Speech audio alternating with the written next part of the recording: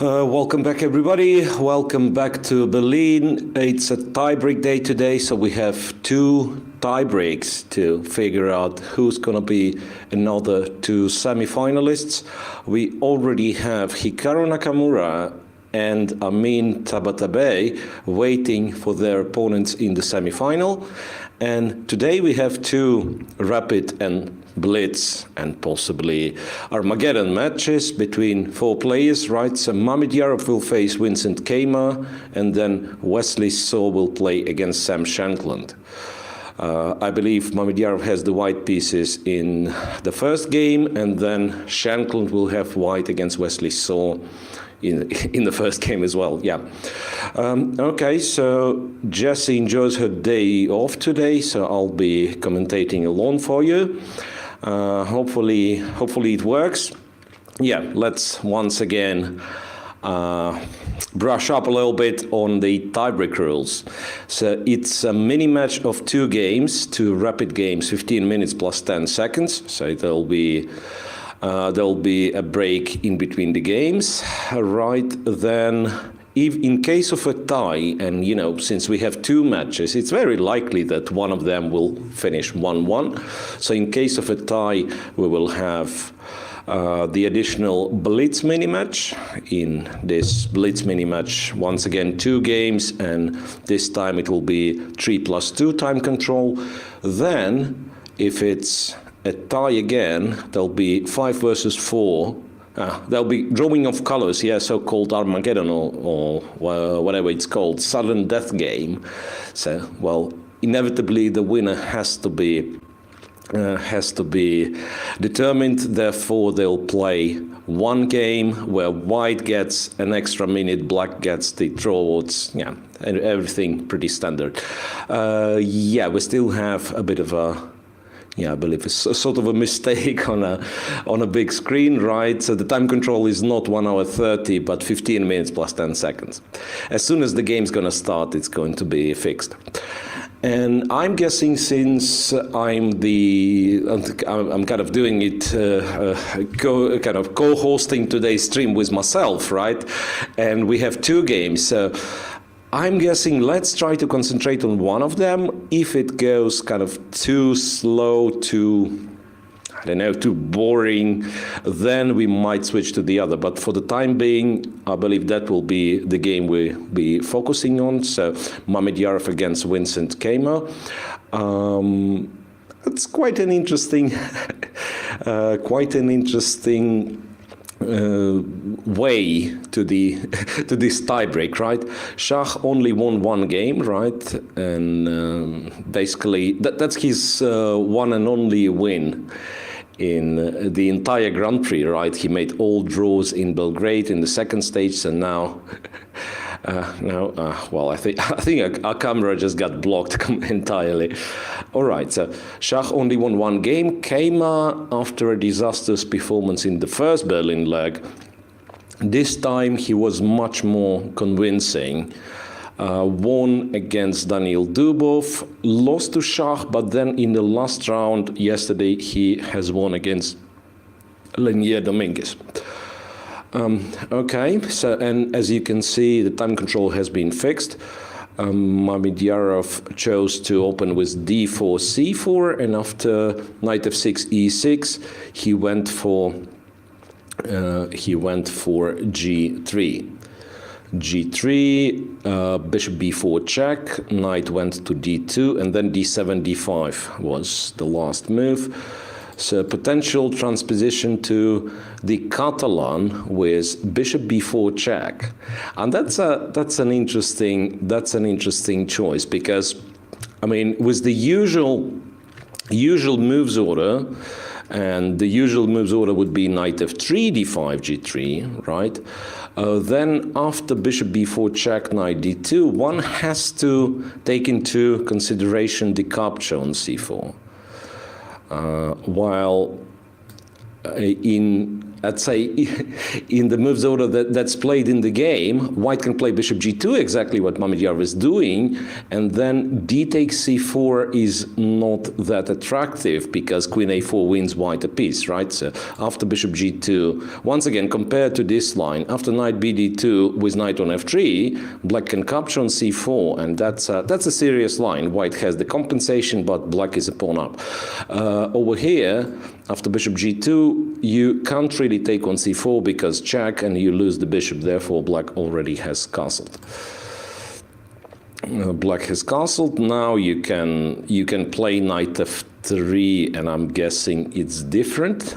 Yeah, I think knight f3 capture queen c2 allows white to win the pawn back without much of a hassle. I'm guessing b5 is way too dangerous. b5 a4, you know.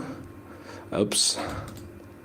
Yeah, knight f3 played. I don't think d takes c4 is the move here. I think what they do is b6 castles, and I guess bishop b7, I want to say. Or bishop e7 first sometimes.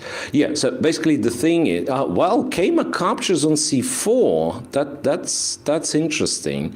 So after knight g to f3, he captures on c4. Now castle would allow, castle for white would allow black to keep the pawn on c4 or even push it to c3. So basically, castle short in a current position is an actual pawn sacrifice. Or you can play queen c2, and that's what Mamedyarov is doing. So after queen c2, he wins the pawn back. Queen c2 played, Kama quickly replies with a5. So now you can take on c4 or go a3. Okay, a3 played. Bishop takes, okay. Will be played, already played pretty quickly. So last chance for black to try to keep the pawn. So like b5 is an option, queen d5 is probably less of an option, but has to be considered. b5, yeah, okay. So b5 on the board, and now white can't really win the pawn back. a4, okay, a4 c6, and now with the pawn on a7, and that I think that's an important moment. So we could try to illustrate. Well, h4, that's something that I had never heard of in this position. h4 played by Shah pretty quickly, and that should be a surprise for Vincent. h4. I wonder if it's like all prepared or just, you know, or just some over-the-board inspiration by Shah, which might be the case. It's not necessarily, I mean, it's known that this type of position offers white decent counterplay no matter what, right? So it might as well be that it's like it's not a home preparation, but just Shah decided, okay, I'll go h4 here. Still, I doubt it. Still, I would think if it's an absolutely new position, he would spend a little bit more time. h4 play, h6 as a reply comes very fast. I wonder if white's gonna g4. Yeah. Exactly what I thought. Yeah. So like h4. I wonder what's the next move if black sort of doesn't react but play something, play rook a6 for instance, kind of moving the rook away from this diagonal. What's white's plan was, but since Kama decided to react to it, since he went h6, then g4 only looks logical. So obviously g5 is a huge threat, which I guess almost forces black to accept the pawn sacrifice, which is knight takes g4, right? And then I wonder what white's plan is. Is it just rook g1, bishop h3, stuff like that? Yeah, knight takes g4 played. Well, as I said, it's not that... it might be that Vincent is absolutely confident and he knows the line, but even if you do not, I think after g4 you're pretty much limited to only one move, because g5 is such a huge threat, right? So you'd basically, yeah, white would just open all the files against the king, get a very strong attack, and, well, almost for free, right? So this way, black is 2 pawns up currently.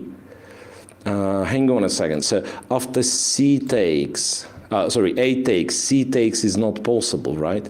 Because queen e4 is a double attack. Oh, whoa. So a b5 then.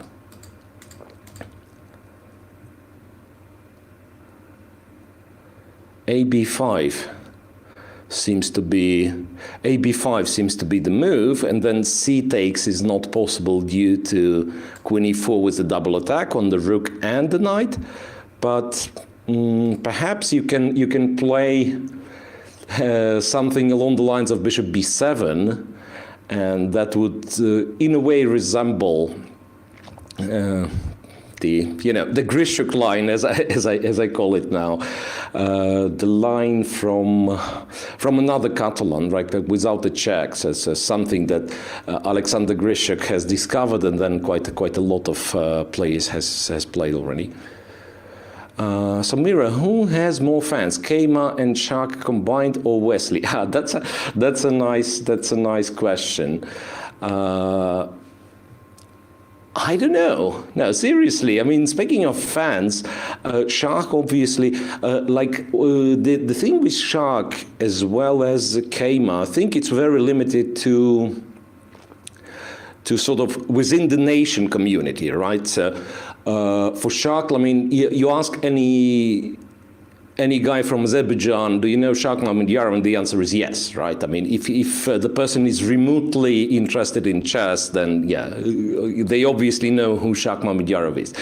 I believe by that point, this must be the case with Germany and Keima. Interesting. Yeah. Chess is big in Germany. Yeah, and it's always been like that. That's so interesting. I mean, my experience playing German Bundesliga like 15 years back, and almost like 20 years back, I want to say. They always had this very well established league structure, like you can play, the country Bundesliga when you play for the strong teams and so on, and within any region and within any any town, even small town, you would have like sevens league matches between let's say that block plays against the other block, so it's really nice, yeah. So, and obviously, if there is a chess culture in a country, they tend to support their own player, and then Vincent Keima is kind of a new big name. The player is absolutely clear by that point. Is very talented, so we'll see. We'll see. Still yet to prove like his. Probably an indirect way of asking if we could switch to Schenkel and So. Yeah, absolutely. So let's check the other game. I just want to double stress that Mamediyarov and Keima seems to be a very, very interesting game. But yes, so might be the other one. There is also a Catalan played. And yeah, here it actually gives me a chance to illustrate what I meant when I said Grishuk line. Yeah, as soon as we get this one on the screen, the analysis board. Yeah, so after Queen C2, A6 was a move in our game, and then yeah, we have 19 moves played already, but yeah, when I said Grishuk line, it's this B5 move, right? And after A4, C6 would be a terrible mistake. Updates all the time, yeah. So instead of A6, B5, A4, then C6 would be a terrible mistake because white would take, go knight G5, and that was a motif in Mamedyarov's game as well. Right, but after A4, Grishuk invented, rediscovered perhaps, bishop b7, a takes, and a6. So sacrificing nearly all the pawns and so on, And then, yeah, somehow black keeps equality. A4, bishop d7. This line is, well, that's something not very usual. Knight d7, knight c3, h6, and bishop d2. Okay. Okay, it's all about white being or not being able to play e4 here.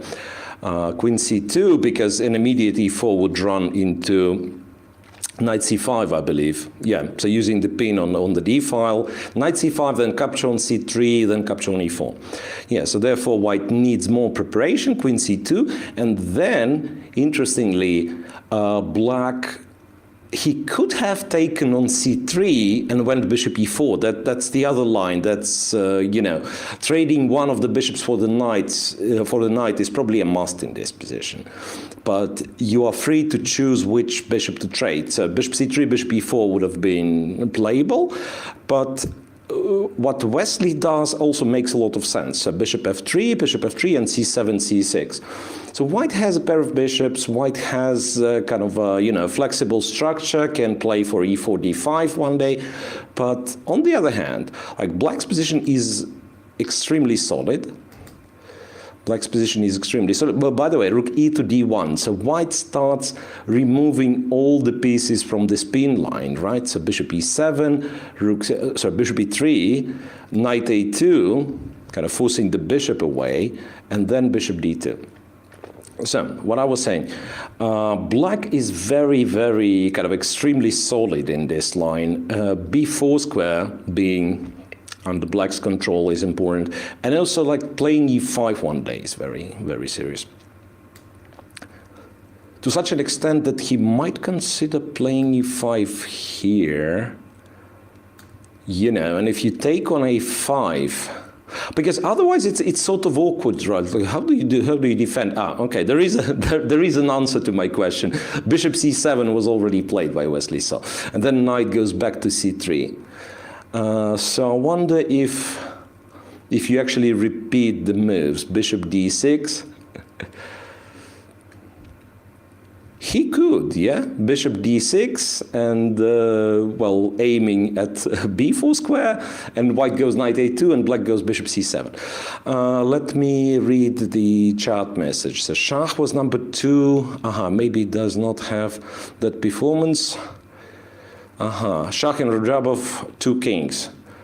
Well, I wonder if, I mean, if it's only my kind of perception, but I always thought like Rajabov is more of a, I don't know, yuppie sort of player, right? I mean, so always had the sponsorship, was promoted since the age of 12 and so on. And Shah, he's kind of from a crowd, yeah? He appeared from nowhere, like 2,200 player who becomes world champion under 20, and then in half a year he was 2,700, something like this. So Shah, of course, to me sounded kind of more impressive, if you like, on his rise. Yeah, so now obviously both of them are very strong, very good players.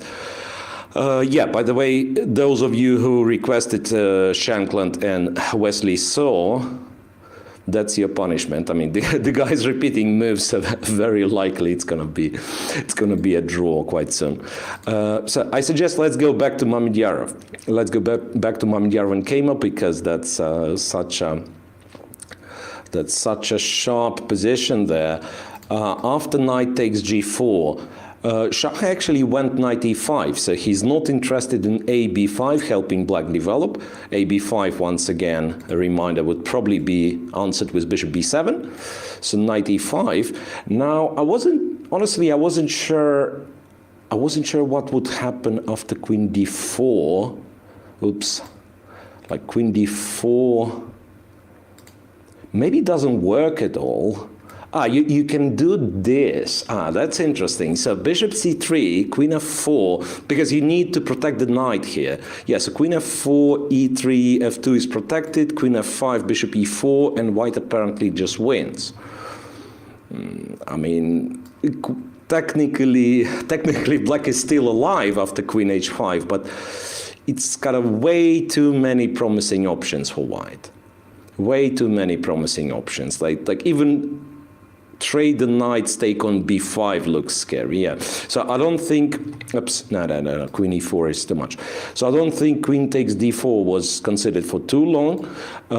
Therefore f5 was played, knight takes, pawn takes, and a b5. So completely kind of destroying the position, the black's pawn structure, right? So c takes b5 is impossible, and otherwise, like, all the black pawns look weak. I mean, literally all the black pawns. Queen d4, bishop e3, perhaps. Aha.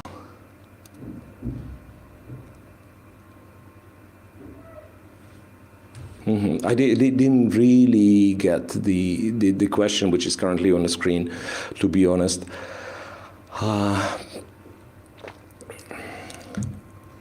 And yeah, just paying attention to the time on the clock, and that's a really huge pressure on the clock as well. I think Winston's position is quite critical. There've been a couple of moves more, no? No, only one move, so that's queen f6. Queen f6, targeting f2, but not capturing the pawn. So sort of he doesn't want to lose a tempo after bishop e3. So he goes queen f6 immediately. The pawn's hanging, so perhaps bishop e3 will still need to be played. Unless, of course, you castle long here, which is, you know, which sounds a bit crazy, but who knows? Kind of knowing Shah, he might as well consider castling long. Yeah, I'm trying to understand what kind of a position is that. It's like bishop e3 is a little bit sad, right? Bishop e3 is a little bit sad. But still not clear how black's planning to finish the development. Yeah, maybe it's just bishop e3 and then capture on c4. You probably go bishop b7 after bishop e3. Maybe that's the point. Okay, let me double check the other game. Do guys repeat the moves or? No, the game goes on. Okay, so Shankland and Wesley saw. It's not a draw just yet. So Wesley attempted to kind of repeat the moves after bishop d6. E4 was played and he was met with e5, knight e2, bishop b4. Okay, last move being h3. E takes, knight takes. And those positions, they are known from one specific line of the Reti opening. I mean, this kind of positions. They are known from one specific line of the Reti opening, the bishop g4 line, where black eventually trades on f3. You know, like knight f6, d5, c6, and bishop g4. This kind of a setup. So having the b4 square under control is sort of beneficial for white.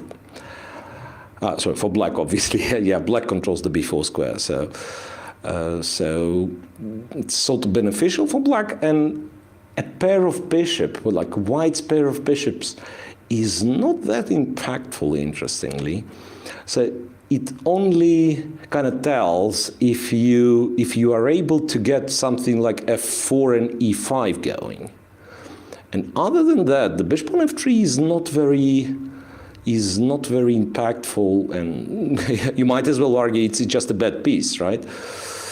And it's not that easy to to find a good square for this bishop. All right, so queen c5 played. Sam goes with queen b3. That's once again that's important to note, that you can't really trade the queens because knight takes, right? Okay, queen f8 targeting e4 pawn. So it was not possible to take on e4 immediately, I'm guessing, because something along the lines of knight e6 would have been painful. Discovered attack on the queen, right? Knight e4, knight e6, and then not only the knight but the bishop attacks the queen, and then white captures the rook on d8 and wins the game. But after queen f8, e4 is hanging for real, plus there is knight c5 threat. So you probably go back And even so, wait a second, queen c2, I thought, yeah, once again, black is free to repeat, but he can also try knight c5. And how do you keep the pawn protected? That's a big question, right? Could it be that white's actually in a bit of a trouble? Good luck, Shark. I can see a message in the chat. Yeah, as I said, anyone who's remotely interested in the game of chess from Azerbaijan obviously supports Shark Mamediyarov now, who, by the way, seems to have very good chances.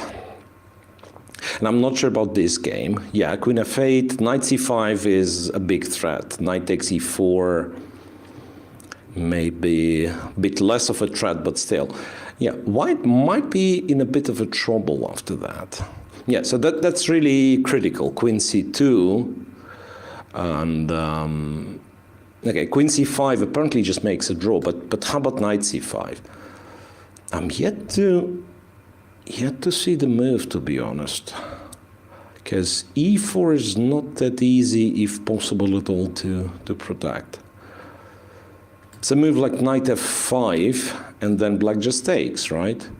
I know, wait a sec. He has to trade on d1 first, of course, yeah. Rook takes, and then knight c takes.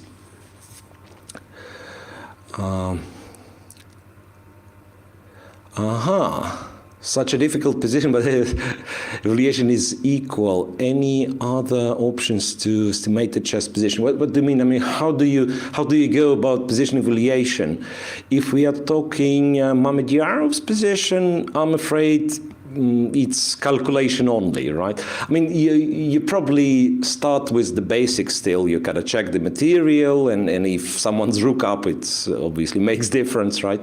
But for, let's say, for as complex position as Shark and Kema have, it's, you just have to calculate. I mean, you can't really say. I mean, me as a commentator, I'm allowed to say, okay, this is complex. White has, to my intuition, to my understanding, white has compensation. Blah blah. That's all good, and you know. But yeah, over the board, if you want to play it, you won't really have any other chance but to try to spend time to calculate, to find those best moves, most precise moves, because the position is so sharp, right? And it seems the same is the case for Shankland and Wesley Son, right? So queen c2 was the move of Sam Shankland. And now it's crucial because queen c5, yeah, that's what I wanted to say. Queen c5 would almost force a draw, but knight c5 is the real principled move. Knight c5, and yeah, so far I don't see the way for white to keep the pawn. That's knight f5.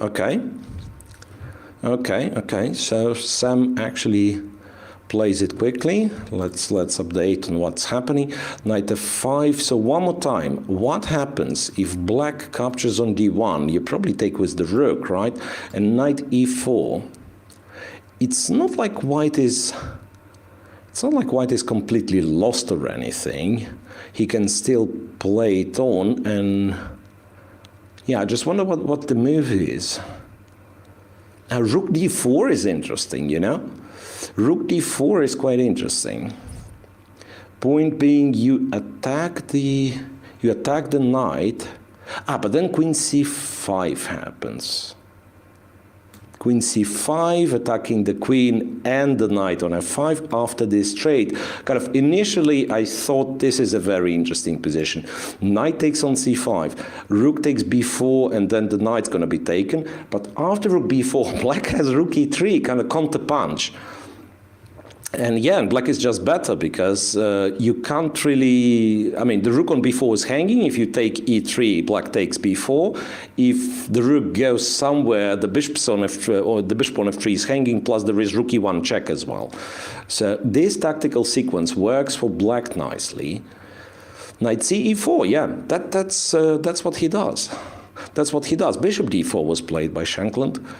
So he's not planning to regain, restore the balance immediately, and rather goes for some sort of some sort of a positional compensation, if you like. Yeah, the knight on f5 kind of offers him some positional compensation. I don't know how much. Yeah, the fact that it's sorts of awkward for black to, you know, to manage his knights, first of all, right? I mean, you move one knight and then the other one is taken. Like knight d6, for instance, white would be very happy to take on f6. Knight g5 is an interesting option because, yeah, I mean, it's completely messed up. Knight g5, bishop f6, knight f3 check, and then king g2 is awkward because knight e1 check, but even then it's not clear. If king h1, for instance, or king f1, whatever, then I don't know. I mean, you probably can take on f6. It's an extra piece, right? And yeah, the knight on f5 looks threatening, but so is the knight on f3. So after all, it might be that you actually have to go to g2, knight e1 you take, black, okay. It's gone. It's gone because Wesley played g6, attacking the f5 knight. And if it works beautifully. It's just that it's not that easy to consider, right? I mean, h6 was hanging and so on and so on. What's better to do to improve after 2000 rating? Opening, books, or other suggestions? Once again, you know, you can be 2000 FIDE rating and have different flaws, different weaknesses, right? I mean, as basically anywhere. Like me, I'm a 2600 Grandmaster. I pretend to be 2600 Grandmaster. The actual rating is now, I believe, is somewhat lower. But yeah, like I'm ready to claim that there is no opening knowledge whatsoever on my part, right? So, for instance, if I would say I need to improve, then I should study the openings, and this might be the case with 2000 rating, right? You might want to start with the openings. You might want to learn the middle game or the positional principles. Usually, though, I want to state. I mean, from my experience, like working with people of that level, from around 2000, like giving online lessons and so on, people tend to overestimate opening preparation, or not even overestimate, but kind of tend to spend too much, I'm afraid, on the opening preparation, simply because it gives you an illusion. I will memorize everything, and I'll be a better player, so I will not have to think during the game, right? So if your opening preparation is kind of reasonable, if you are not kind of getting lost positions way too often from the opening, then perhaps I would suggest like try to stick to kind of maybe looking at the games of strong players with their annotations, perhaps. Right, and that kind of teaches you the way they're thinking, and it teaches you typical plans in the middle games and so on and so on. And once again, I mean, maybe that's sort of a boomer's approach, but let's try to, I don't know, study some games of the world champions of the past and so on and so on, because like you still want to know the basics, you still want to know where it all comes from, kind of. Because like modern games, it's like, you know, it's the case, same case with the modern art, sort of, right? So you look at piece of modern art and you understand nothing, and you're asking, why is it an art? And then knowing everything, which was before, and what kind of allusion this modern piece of art provides, I mean, to something that has happened previously, and then it kind of starts to make sense. And therefore, like you check some crazy tactical game between two modern elite players, and you understand nothing, and you try to learn to play like that, and it's impossible, right? But if you have the perspective, the kind of the knowledge of what has happened previously, and then you understand he went for this crazy, I don't know, exchange sacrifice, for instance, because if he would have played quote unquote normally, he would end up in a inferior Carlsbad, where his position is just worse, and it was proven by Botvinnik 50 years ago or 60 years ago, right? I mean, so that's what I mean.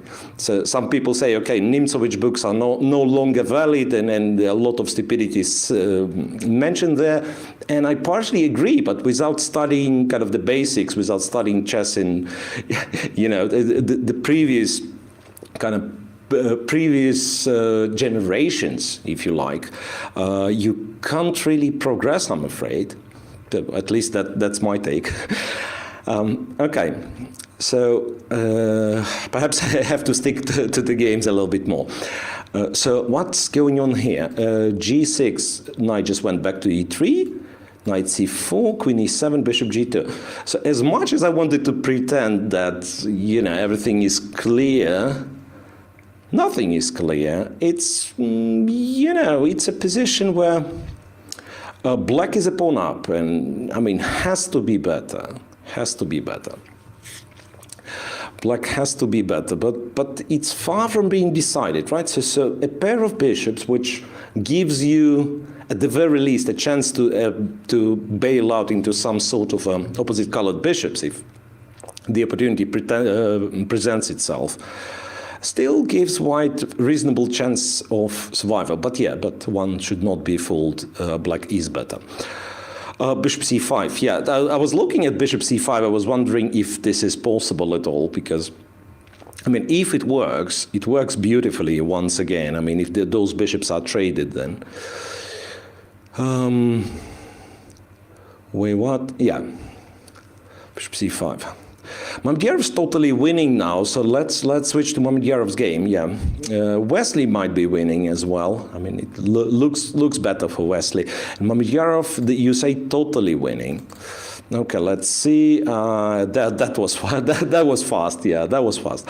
Sorry, but that's why I kept saying let's concentrate on one game only. And what's the position here?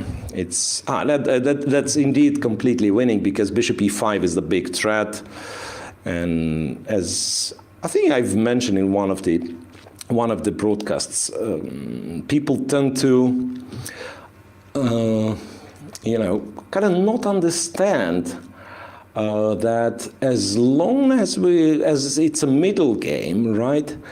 Rook is very rarely stronger than the bishop. So here, for instance, one might say 2 rooks against the queen, 4 pawns each, so it's sort of equalish, right? But there's always this bishop e5 thing. And the fact that black, first of all, not developed enough, and the king is weak, simply makes his task impossible. His task of surviving it. Bishop e5, knight d7, I'm guessing. That's the point, yeah, knight d7. The point as in, let's continue this game for a little bit. That's the only point. So you are still lost after queen c4, let's say, but at the very least, somehow you're not resigning immediately. Or maybe you do, because how do you keep everything protected? Yeah, that's still lost. What books helped me to improve? That's very boring list, to be honest. So there was what was it called? Kotov's book on Alekhine. That's a Soviet book. I don't know if it was ever translated, but kind of, games of Alexander Alekhine annotated, basically.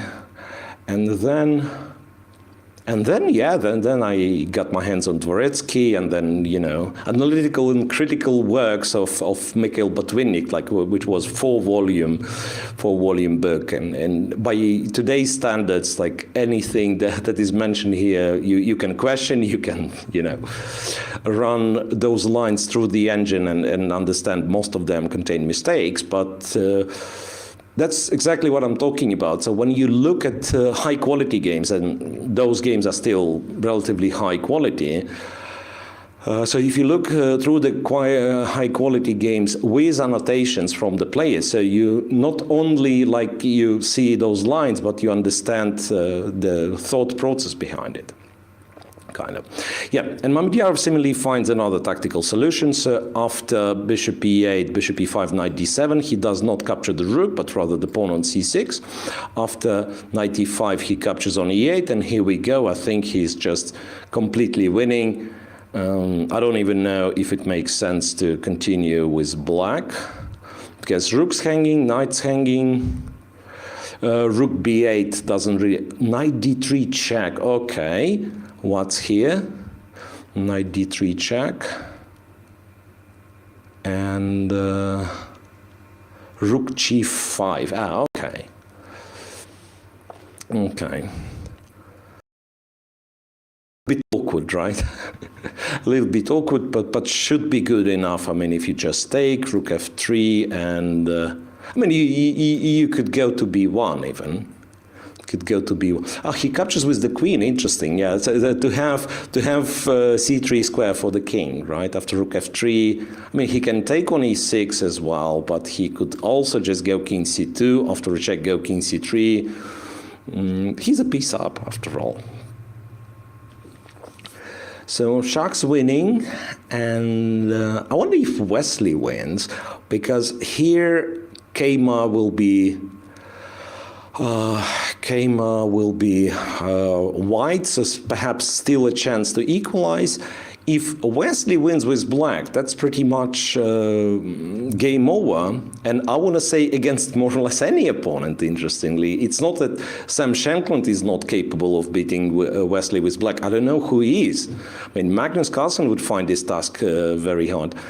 Right, let me quickly switch to Shankland and Wesley. And yeah, I want to say black must be winning here. Black must be winning. Okay, there is a little trap here.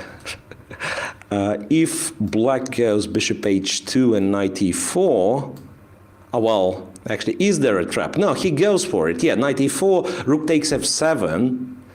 Rook takes f7, and you just have to go, yeah, if you capture, obviously it's bishop c4, but you just have to go to h6, and this is it, right? There is no way of stopping knight g3. Rook f3, yeah, I mean, you just grab the exchange and you win like this. The a pawn is not going anywhere because that's opposite colored bishops, right? So you just go knight g3, yeah.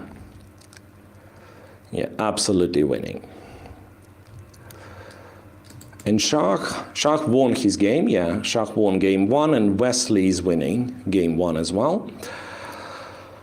It'll take him a little bit of time, but honestly, I don't see what White can do. King, yeah. Let's get the other game on the screen. It's still going.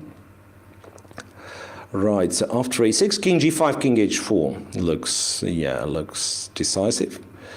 King g5, king h4, white will have to guard the h3 pawn, and then you are free to go g5, g4, you are free to move the bishop, go king g3. I think white king is getting checkmated. Bishop c4 perhaps, to disturb the rook a little bit, so that, no, he goes knight c5, interesting. Why is it knight c5? For an obvious reason that he threatens knight e4 check, right? I mean, he's not. Yeah, I thought bishop c4 was kind of a clever move, disturbing the rook, and if rook gives a check on a1, so at least you can go king g2.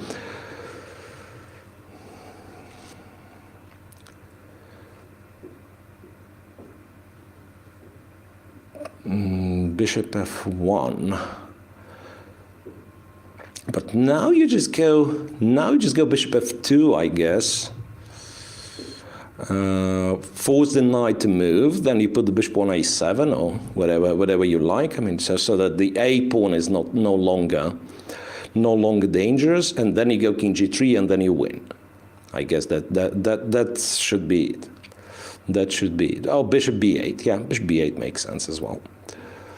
Bishop b8 makes sense as well. Knight e4 is the setup that white should try.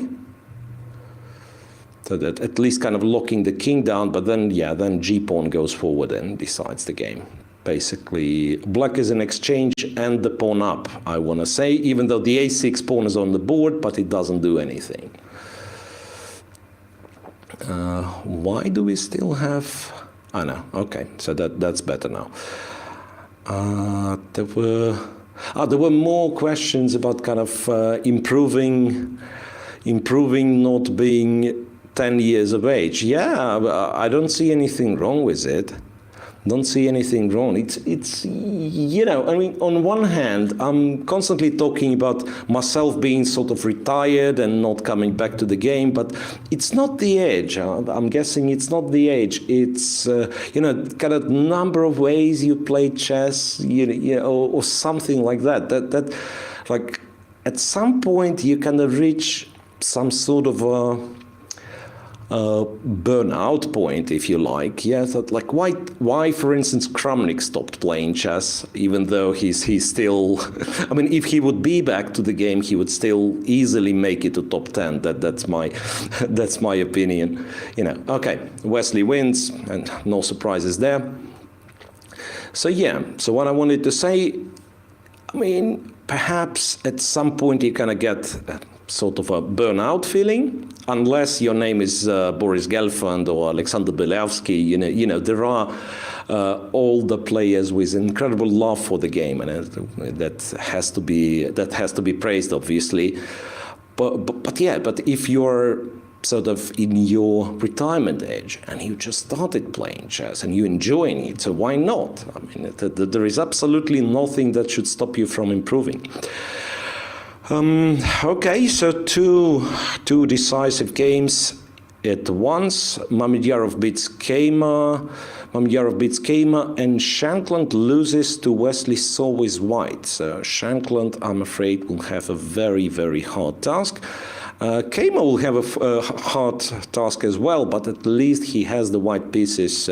The initial push is there, you know. So with white, at least you can play some sort of a crazy gambit and try to level the score. Anyway, so game one is done. I believe that's sort of 15 minutes between the games. I'm not entirely sure. I think it was 15 minutes between the games for sure in Belgrade. I'm not so sure about Berlin first tournament. We are about to find out. Well, I think I'll use this opportunity to take a short break to play some ads, and we'll be back as soon as games 2 are starting.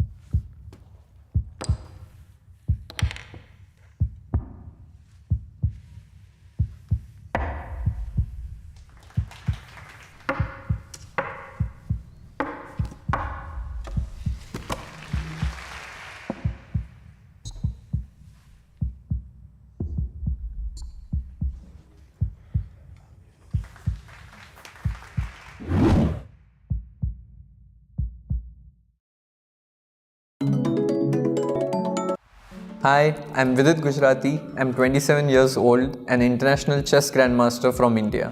I'm also the brand ambassador for FIDE Online Arena. It's a place where you can play for online rating and online titles which can be recognized by FIDE officially. I feel chess is a sport which can be definitely played online, which other sports don't enjoy the luxury of. And the most important thing is that you can play from the comfort of your home, be it any time, against strong players all around the globe. And since the past 2 years, we have seen a boom in online chess. And be it for professional players or for people who have just started, I think it provides a great opportunity. In the next few months, I'll be streaming and playing games on the FIDE Online Arena. So be a part of it, and who knows, maybe we'll end up playing a game with each other. See you soon on the FIDE Online Arena.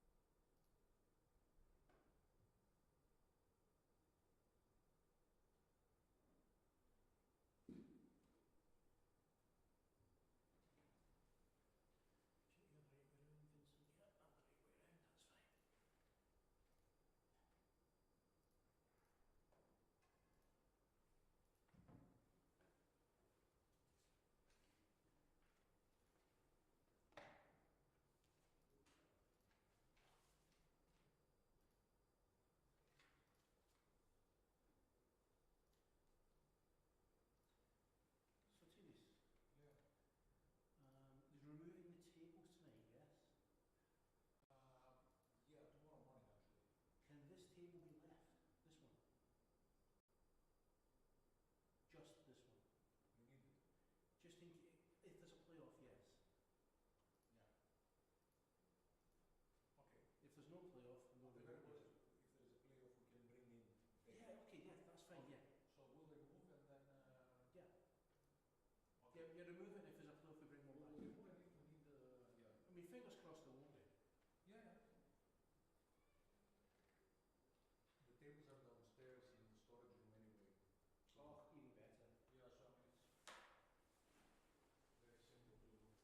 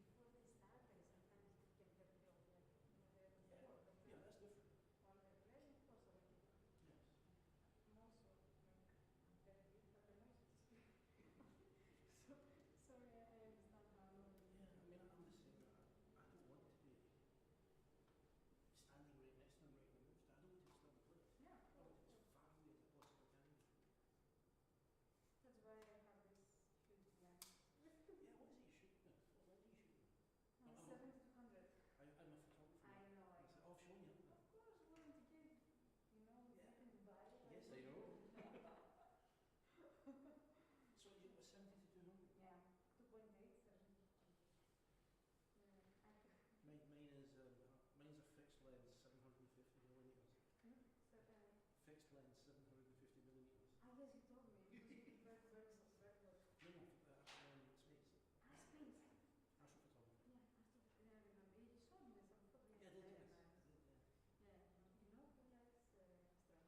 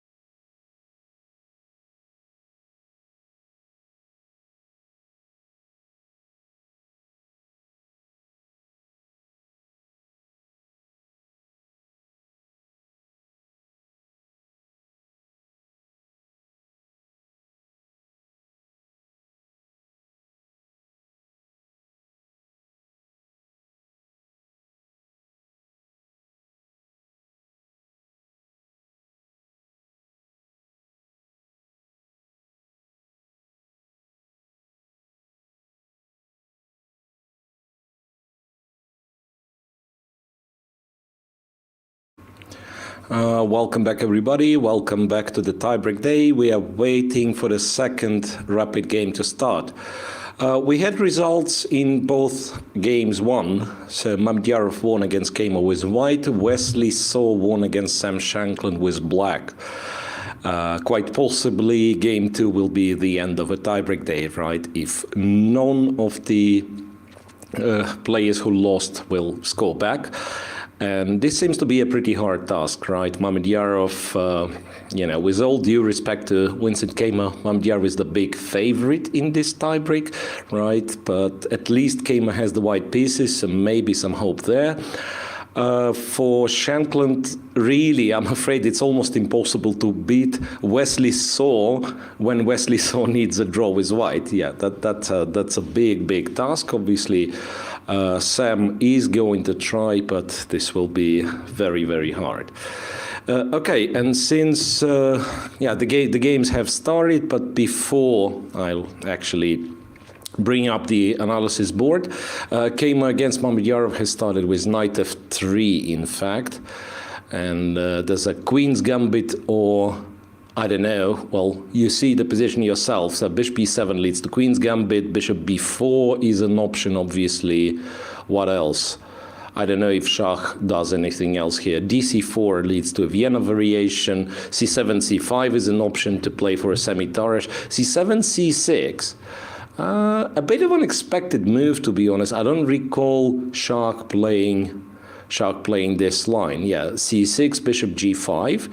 Yeah, that's a fair. Wow, I wanted to say that's a fair test. Bishop g5 and a try for the Moscow variation, but it's not a Moscow variation. It's a Botvinnik system. D takes c4 and b5. Yeah, that's a very sharp opening. Not exactly how you play for a draw with black, I want to say, unless you know everything. So that's a very sharp line. But as far as I know, it holds for black, and in fact, if you know everything, and Shah apparently is well prepared, they're both well prepared, they're blitzing the moves.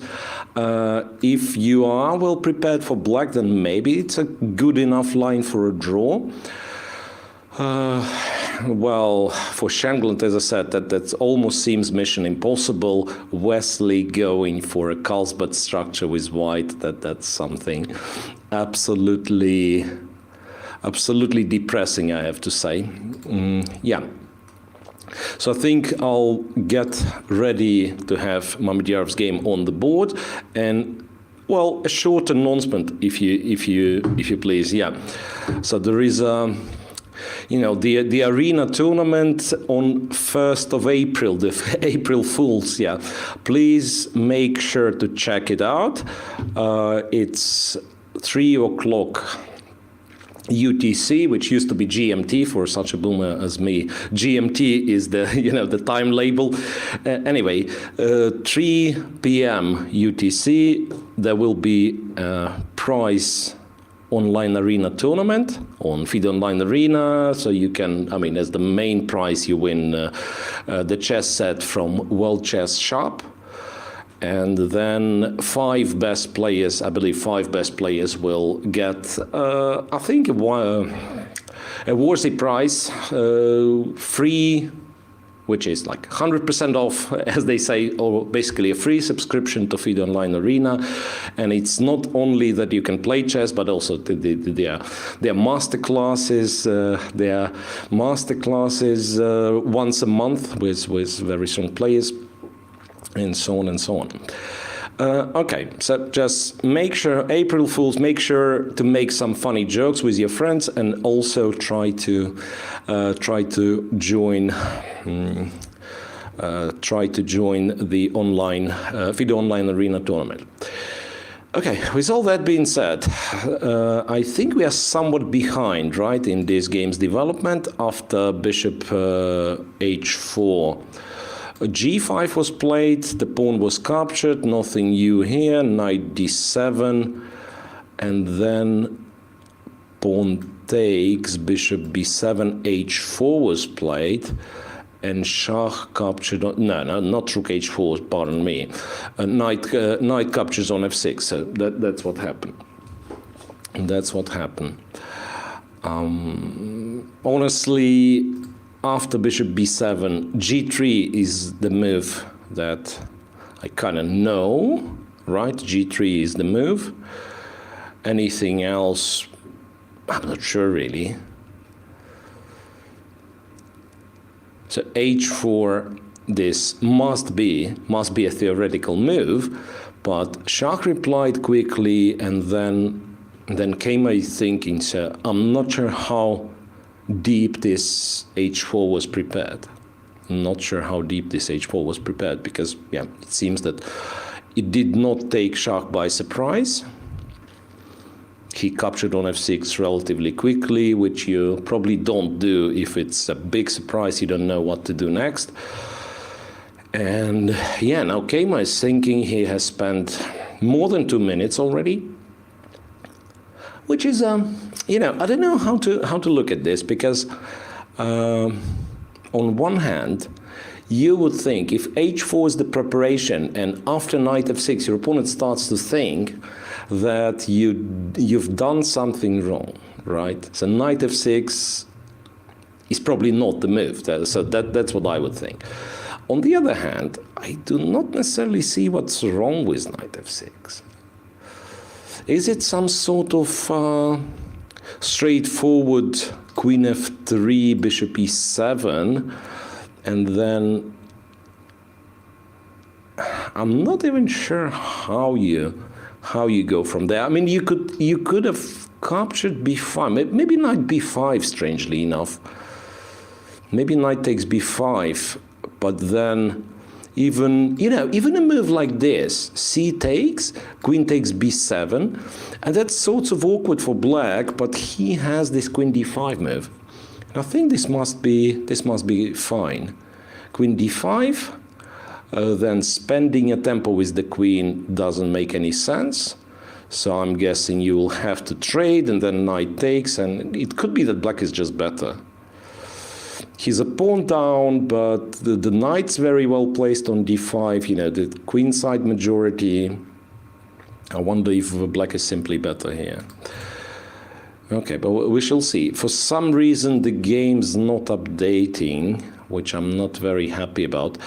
Okay, there've been moves. There've been moves. I'll have to, at some point, I'll have to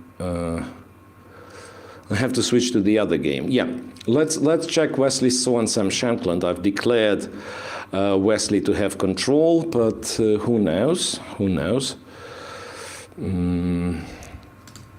Okay. So here we are. Right, it's a little bit boring position. One has to admit. So it was the same Queen's Gambit. Black went c6, same as Now Knight f3, for instance, would transpose to Mamedyanov, to Keima Mamedyanov, right? But Wesley captures on d5, goes a3, bishop d6, bishop d3, castles, Knight f3. Bishop g4, queen b3, attacking b7, so bishop f3 runs into... Does it though? Sorry, we'll have to check. Bishop f3 is something that you probably would prefer not to allow. Bishop takes f3. Unless you have queen takes b7, and why I'm skeptical about this is this bishop h2 move. You know, king takes, knight g4 check. Maybe it's only a draw, who knows? Like king goes, queen g5. Maybe it's not a draw at all. Maybe just king takes and king yeah. So that's probably what Wesley meant. King takes, king e2, and so on. Yeah, like check, king e2, takes f1, and then just takes f1 with the king, and still the rook, it's a sequence of how many? Like 5 moves or so, and the rook was still trapped at the end, yeah? The rook on a8. Where is Jessie? I see the question, yeah, Jessie enjoys her day off, but she promised to be back tomorrow. She promised to be back tomorrow. By the way, guys, I did not mention it yesterday, which I should have. But the intrigue in terms of qualification, is, I'm afraid, dying off. Because not the qualification to the semi-final, you know, the tiebreak is still on, but in terms of qualification to the candidates, because Hikaru Nakamura and Richard Rapport, they've guaranteed themselves at least 20 Grand Prix points. And no one else from those remaining players, even if they make it to the final, even if they win the third leg of Grand Prix in Berlin, none of them comes close to the 20 points. So even though the tournament is in progress at full swing, we already know the names of Grand Prix winners. That's Hikaru Nakamura and Hikaru Nakamura and Richard Rapport. Hikaru perhaps being a favorite because, Rapport finished his participation. He's equal in points with Hikaru. If Hikaru makes it to the final, then Hikaru will be the winner of the entire series. All right, so that's the current position. Knight e5 being the last move. Well, black might be in a bit of a trouble here because bishop e5, d5, rook e5 is bad. Hang on a second. Bishop e5, d5 allows knight c5, but maybe you don't care all that much, yeah? So you just take. If knight c5, it's queen e2. My point is that at the very end of this line, you'll run into bishop f4. And then both rooks are attacked. I mean, one of the rooks is lost for the bishop. Yeah, you can take on d3, queen takes back, but eventually you lose the exchange. So that's really unpleasant scenario for Sam Shankland, I'm afraid.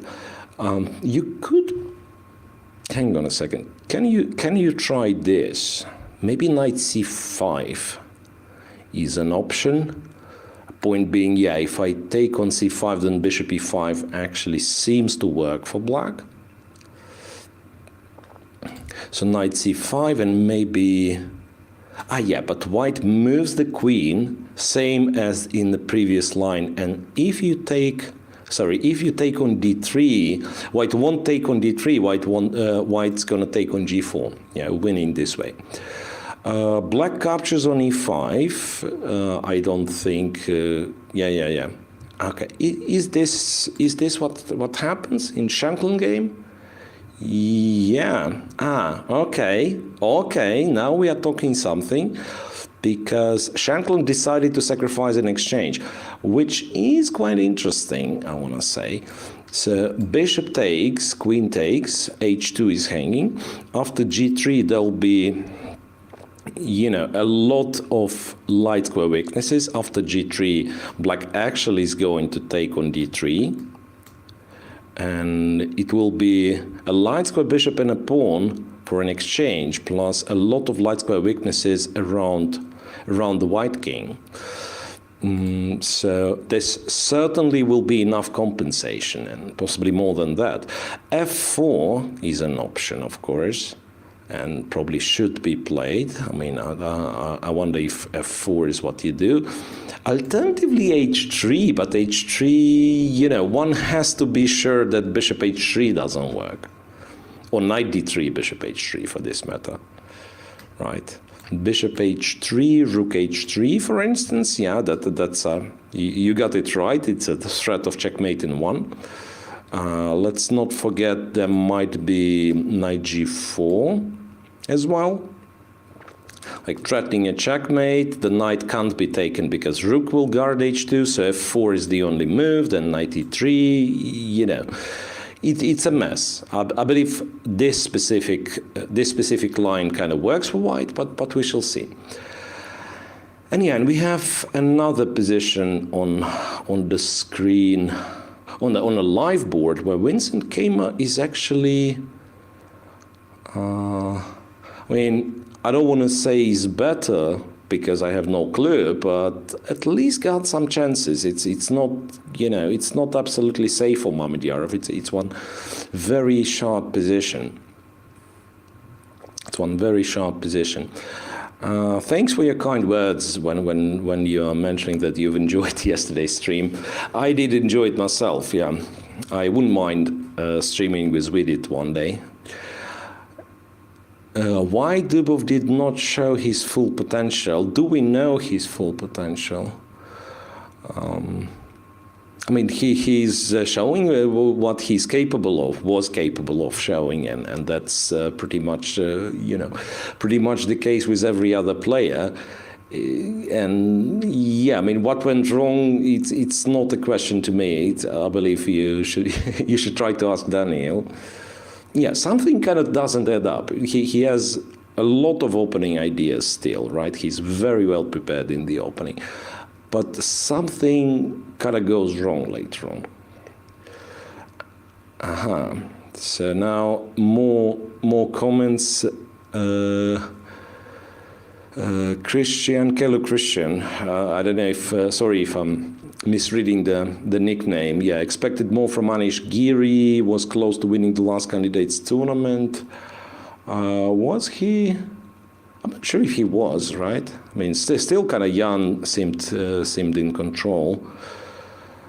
But yeah, I was expecting more from Anish as well, to be honest.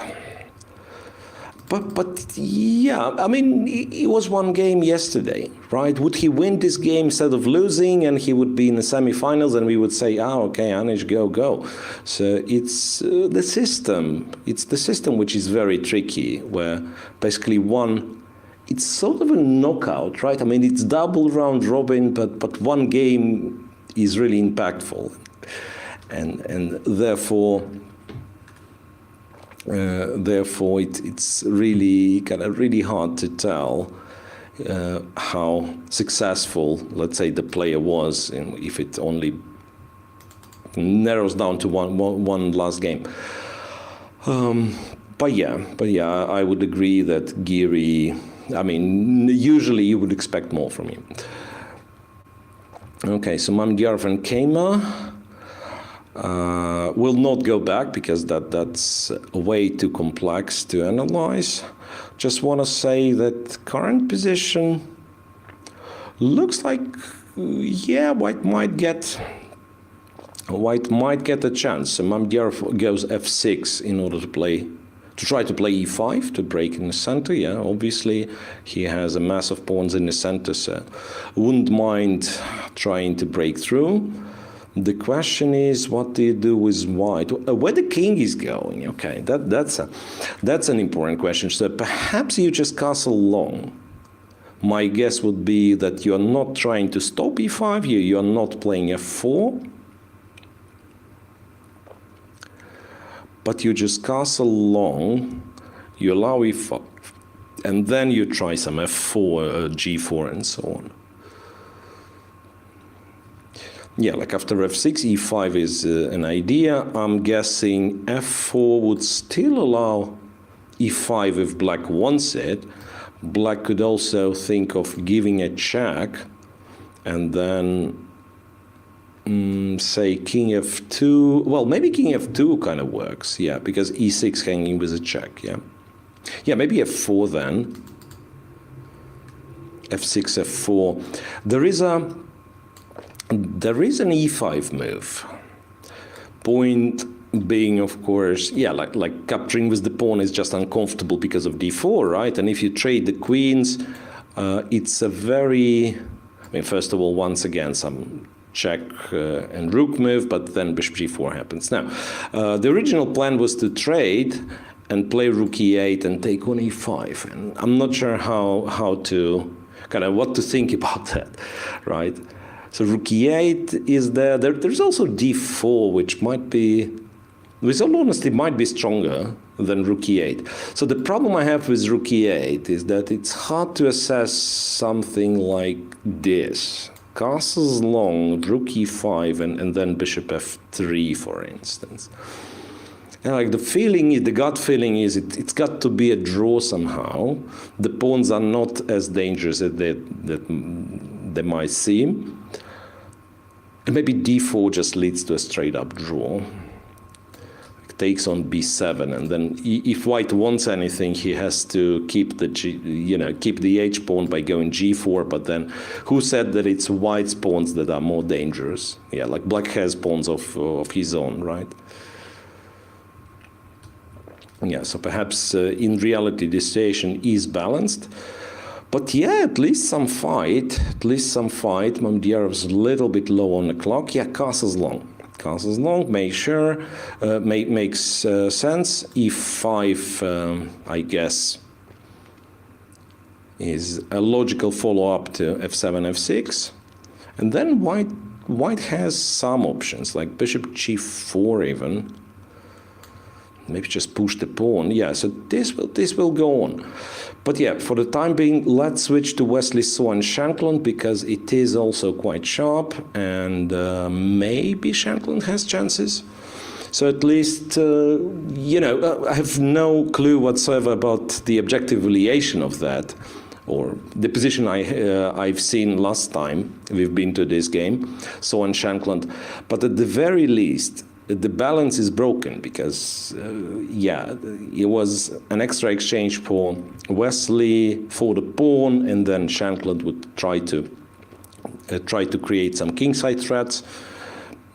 So the balance was broken, and usually that's a scenario you want when you are in a must-win situation. You don't want Wesley So to carefully go about the position and trade all the pieces, right? And that obviously was the plan for Wesley.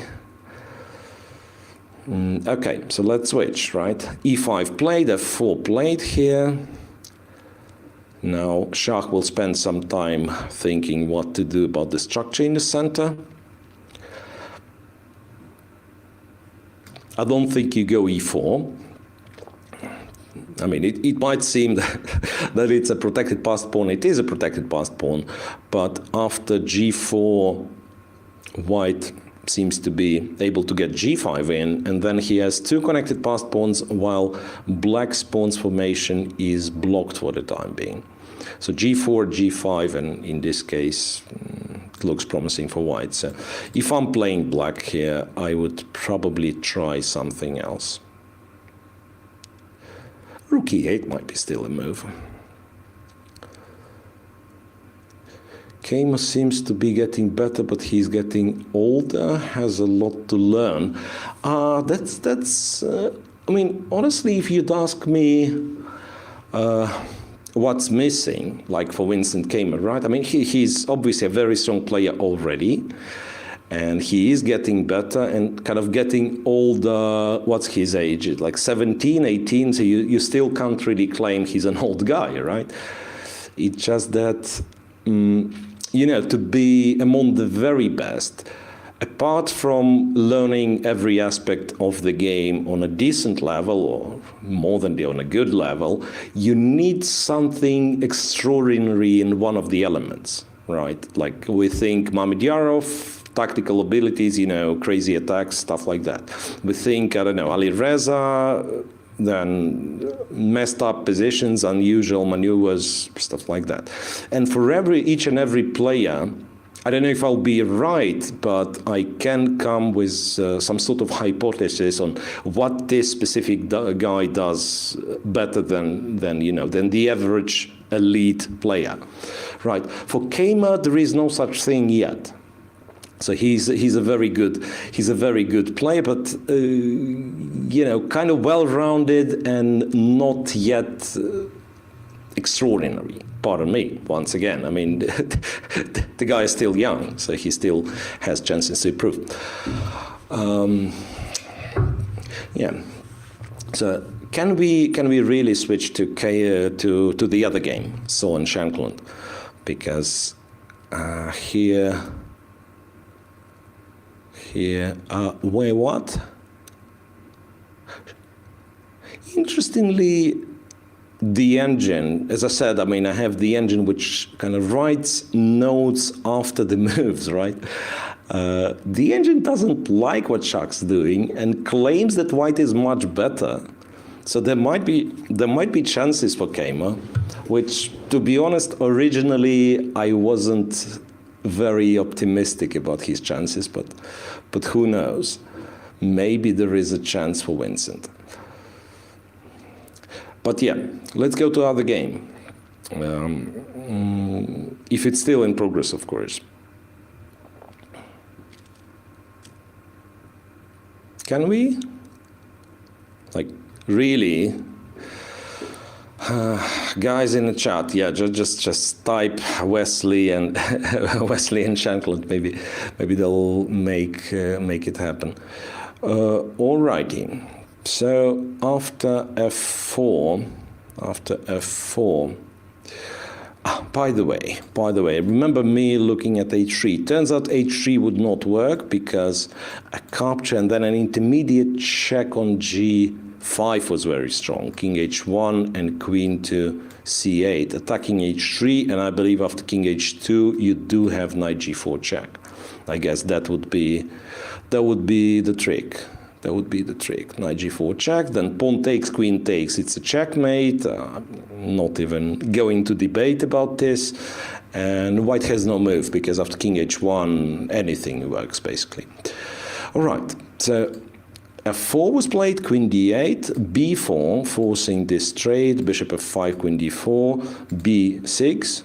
b6 is an ambitious move. Yeah, a6 would have been safer, and maybe black would have enough of a compensation thanks to e4 square, but one really wants, wants c5, one really wants a sharper game when in a must-win situation. So b6, rook a to e1, queen e7. Okay. So what do we do now? Is b5 an option?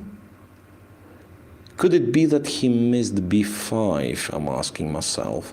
Yeah, point obviously being c5, knight takes d5, right? So that's kind of a trick. So b5 undermining the structure, and then d5 is weak. Not even sure how to go about this position. Yeah, might be that b5 is the move here.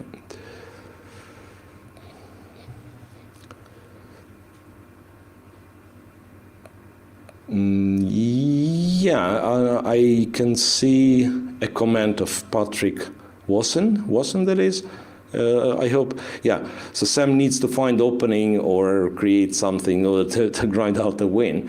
Yeah, but that's what I'm saying. Like against Wesley, it's really, really hard to imagine. I mean, even if he simply plays, even if it's not a knockout when he needs a draw with white, he tends to be so solid with white. He barely loses, right?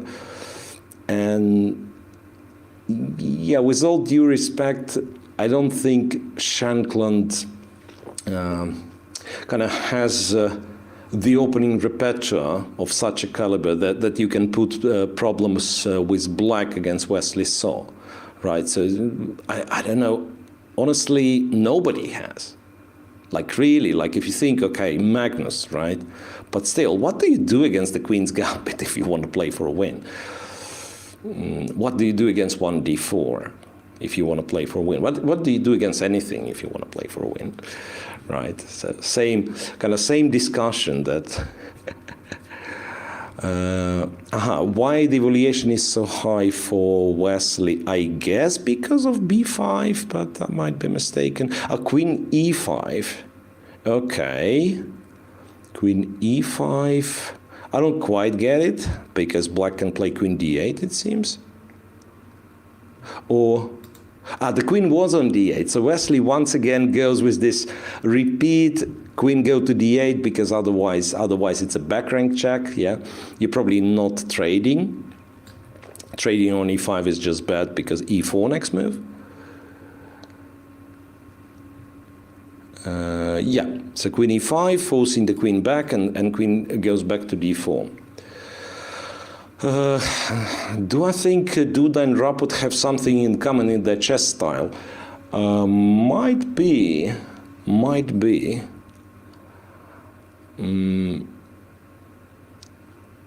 Honestly, I would have difficulties describing Duda's chess style and Raput's chess style as well. So, yeah, b5 was a strong move, confirmed by the engine. Instead, he repeats.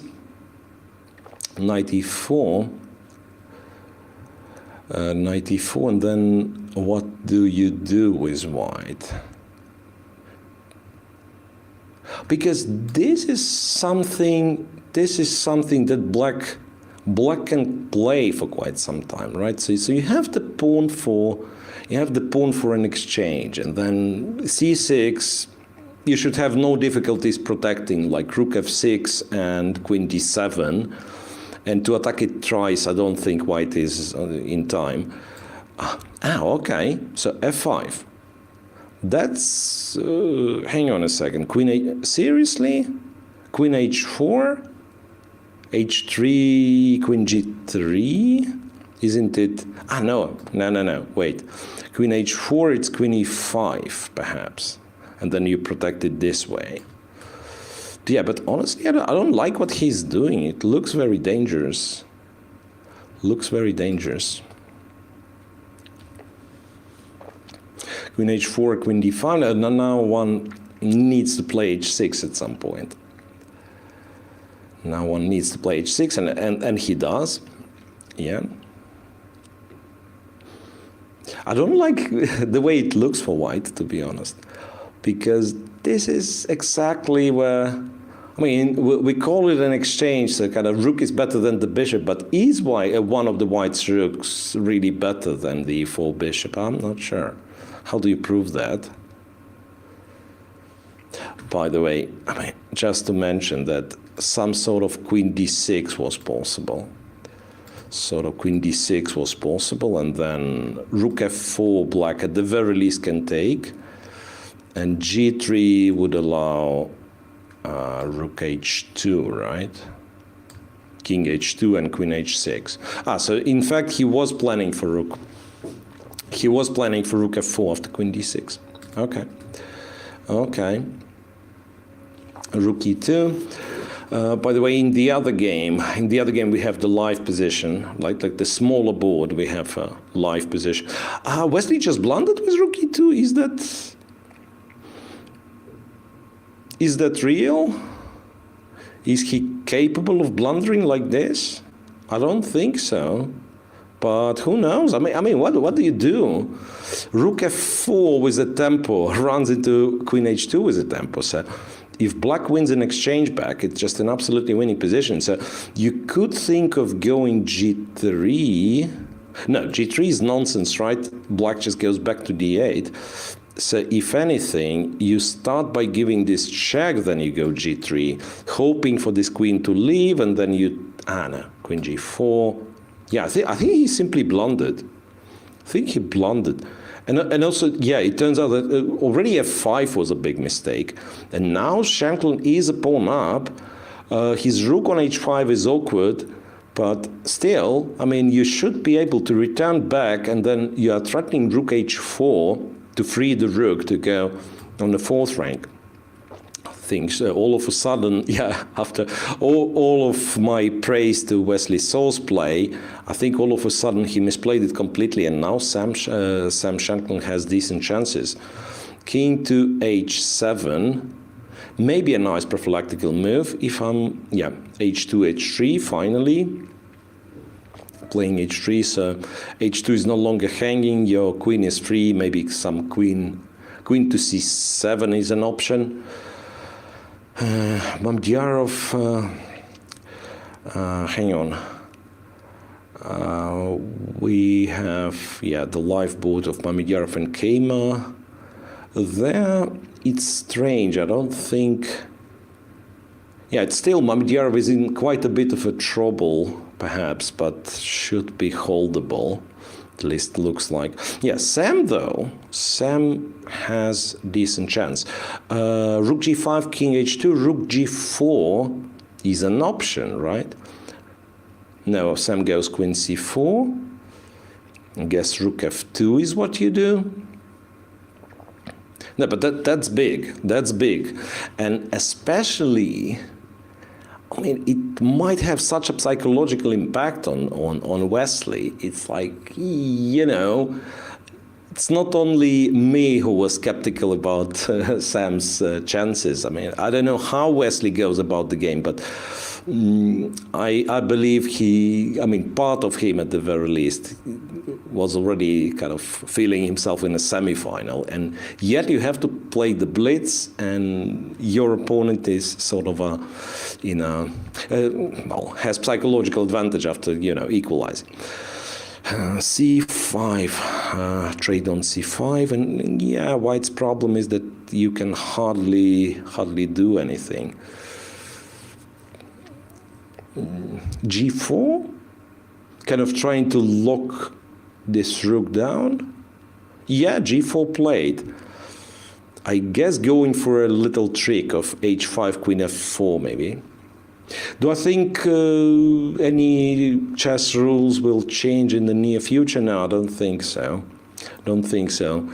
As much as this sounds attractive to, say, play Fischer random all the time or so on, I mean, chess is such a conservative word, so unless we are talking changing the time control, I don't think like Kramnik chess will be played all of a sudden, like aka chess with no castles, or Nigel's chess, which is chess with where the stalemate leads to a win. No, I don't think it's happening. I don't think it's happening. So it's going to be more of a time control change, tournament format change, but not rules of the game per se. So, yeah, g4 is a clever move, because then after h5, and if you don't play h5, the rook stays there for quite a while, right? Queen f4 is painful, attacking the rook, offering a trade. If you trade, pawn takes, and you know the rook is trapped all of a sudden.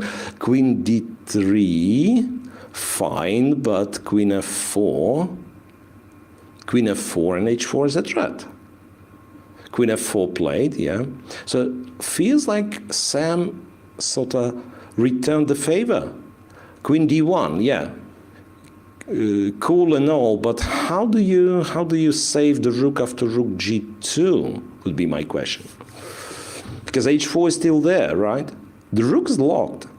No, Wesley, I think Wesley found a very nice way of fighting, and maybe it's no longer maybe it's no longer bad for him. Queen e1, queen g3. Is he winning now? Because the rook is, no, wait a sec. You can trade.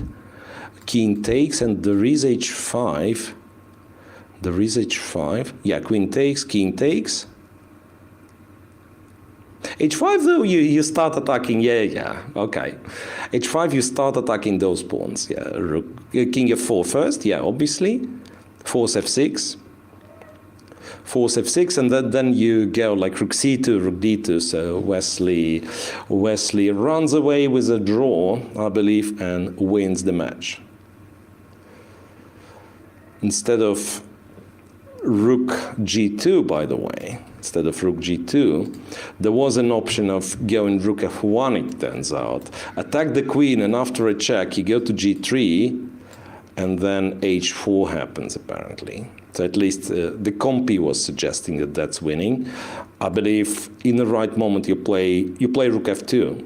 So like say after say h5 you just play rook f2, and then the rook's protected, and then you take the rook on g5. Anyway, yeah, Wesley's back, and he's even better, it seems, but it doesn't matter. Doesn't matter. I mean, the important thing is he's no longer losing. So is Keima coming back? He was better at some point for sure. It's all gone. Yeah, I believe it's all gone for Sam. Okay, what a question. Do I follow correspondent chess games? I want to say not anymore, because you only do so. It's like nowadays it's such a lot of chess content to follow, right? So you only do so if you are like really digging deep in the opening preparation. That's exactly what kind of puts me off chess nowadays, right? So unless I'm working with someone like really strong on the openings. So that's it, right? That's it. King e4. No, King e4 wasn't played. So d4 was d4 was the last move in the game. d4 was the last move in the match. It came along with a draw offer, which was obviously accepted. Basically, d4 resigns the match.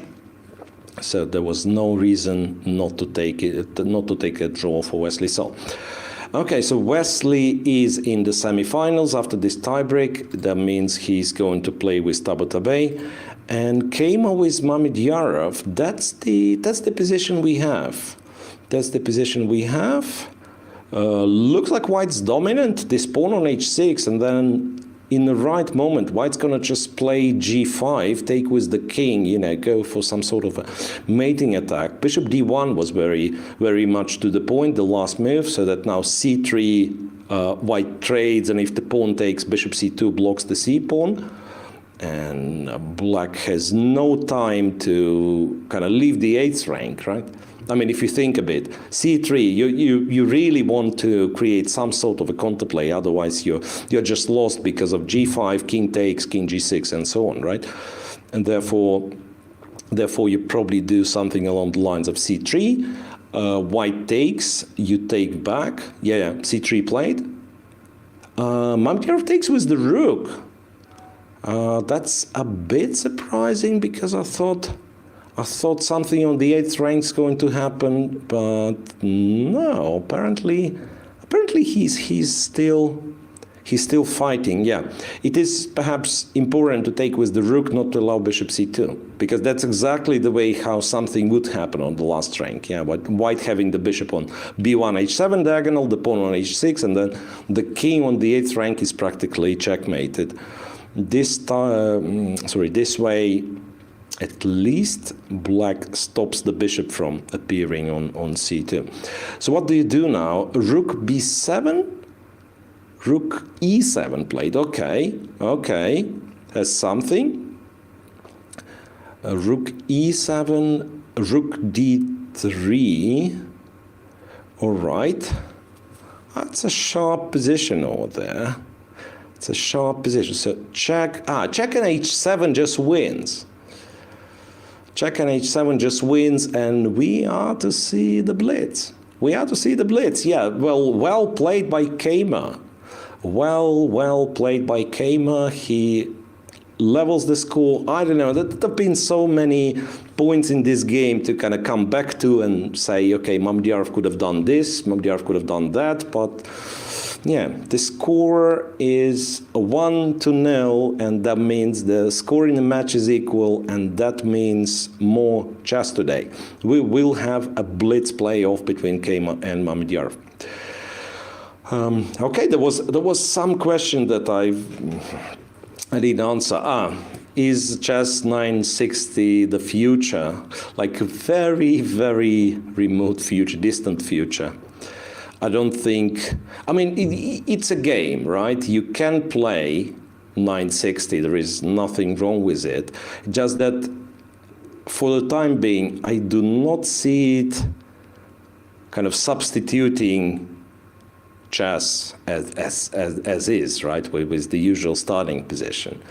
So it's either continues to exist as a separate game, or if this transition to always and only play 960 happens, it'll take quite some time. Yeah, it'll take quite some time. What a game! I entirely agree. And actually, this comment, "what a game," it can be, you know, it can be related to both games. In fact, because Wesley with Sam, it's been a roller coaster, right? So Wesley blundered, and Sam had chances, and at some point I believe Sam was winning, and then returned the favor. And Wesley is in the semi-final already. We know it's going to be Wesley Saw against Amin Tabatabai tomorrow, and the opponent for Hikaru Nakamura is still not clear. Winning chances for Kamer now, yeah, he has already won. So, yeah, I believe this question went. I mean, what was posted some time ago, it didn't go through immediately. All right, so I believe I'll take a short break before the Blitz portion, and we'll stay with you guys for both Blitz games, the very least. Maybe we'll see the Armageddon. Honestly, I don't know.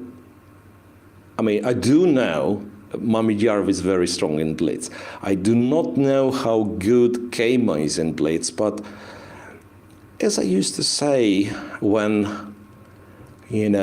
I was coaching Turkish national team and we were paired against a very, very strong team of Russia and ended up winning on 4 boards, like being maybe 150 ELO points down on average on every board.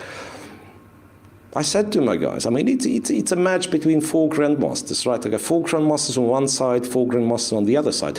So here, assessing the chances, I would go with the same line. It's kind of 2 grandmasters playing a match of 2 Blitz games, so anything can happen. It's not, like one is the favorite, perhaps, if you run a sample size of, 100 games, but not 2 games. And then especially since Shark just lost. Okay, so I'll be back in perhaps less than 10 minutes as soon as we will see on a camera view that players are seated to start the Blitz.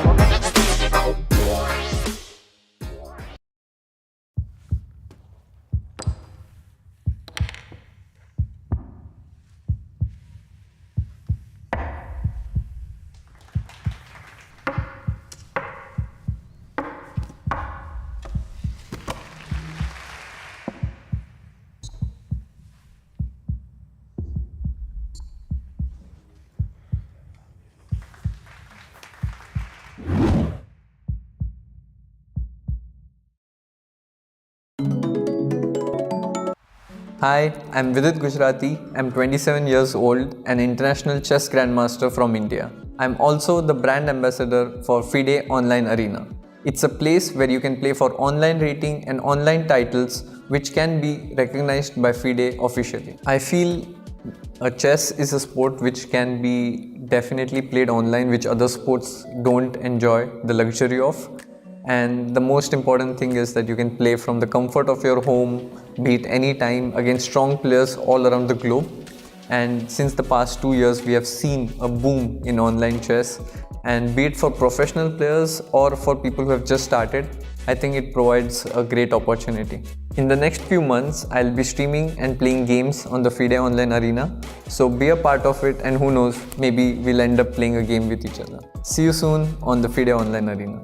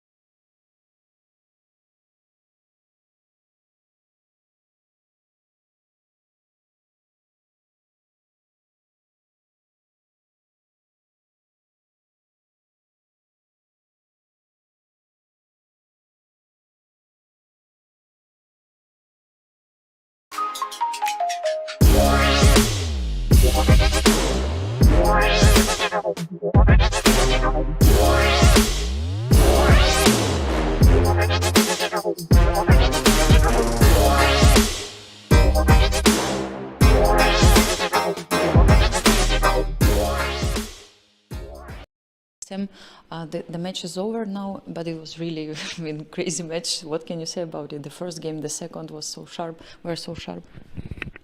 I'll go for it. Yeah.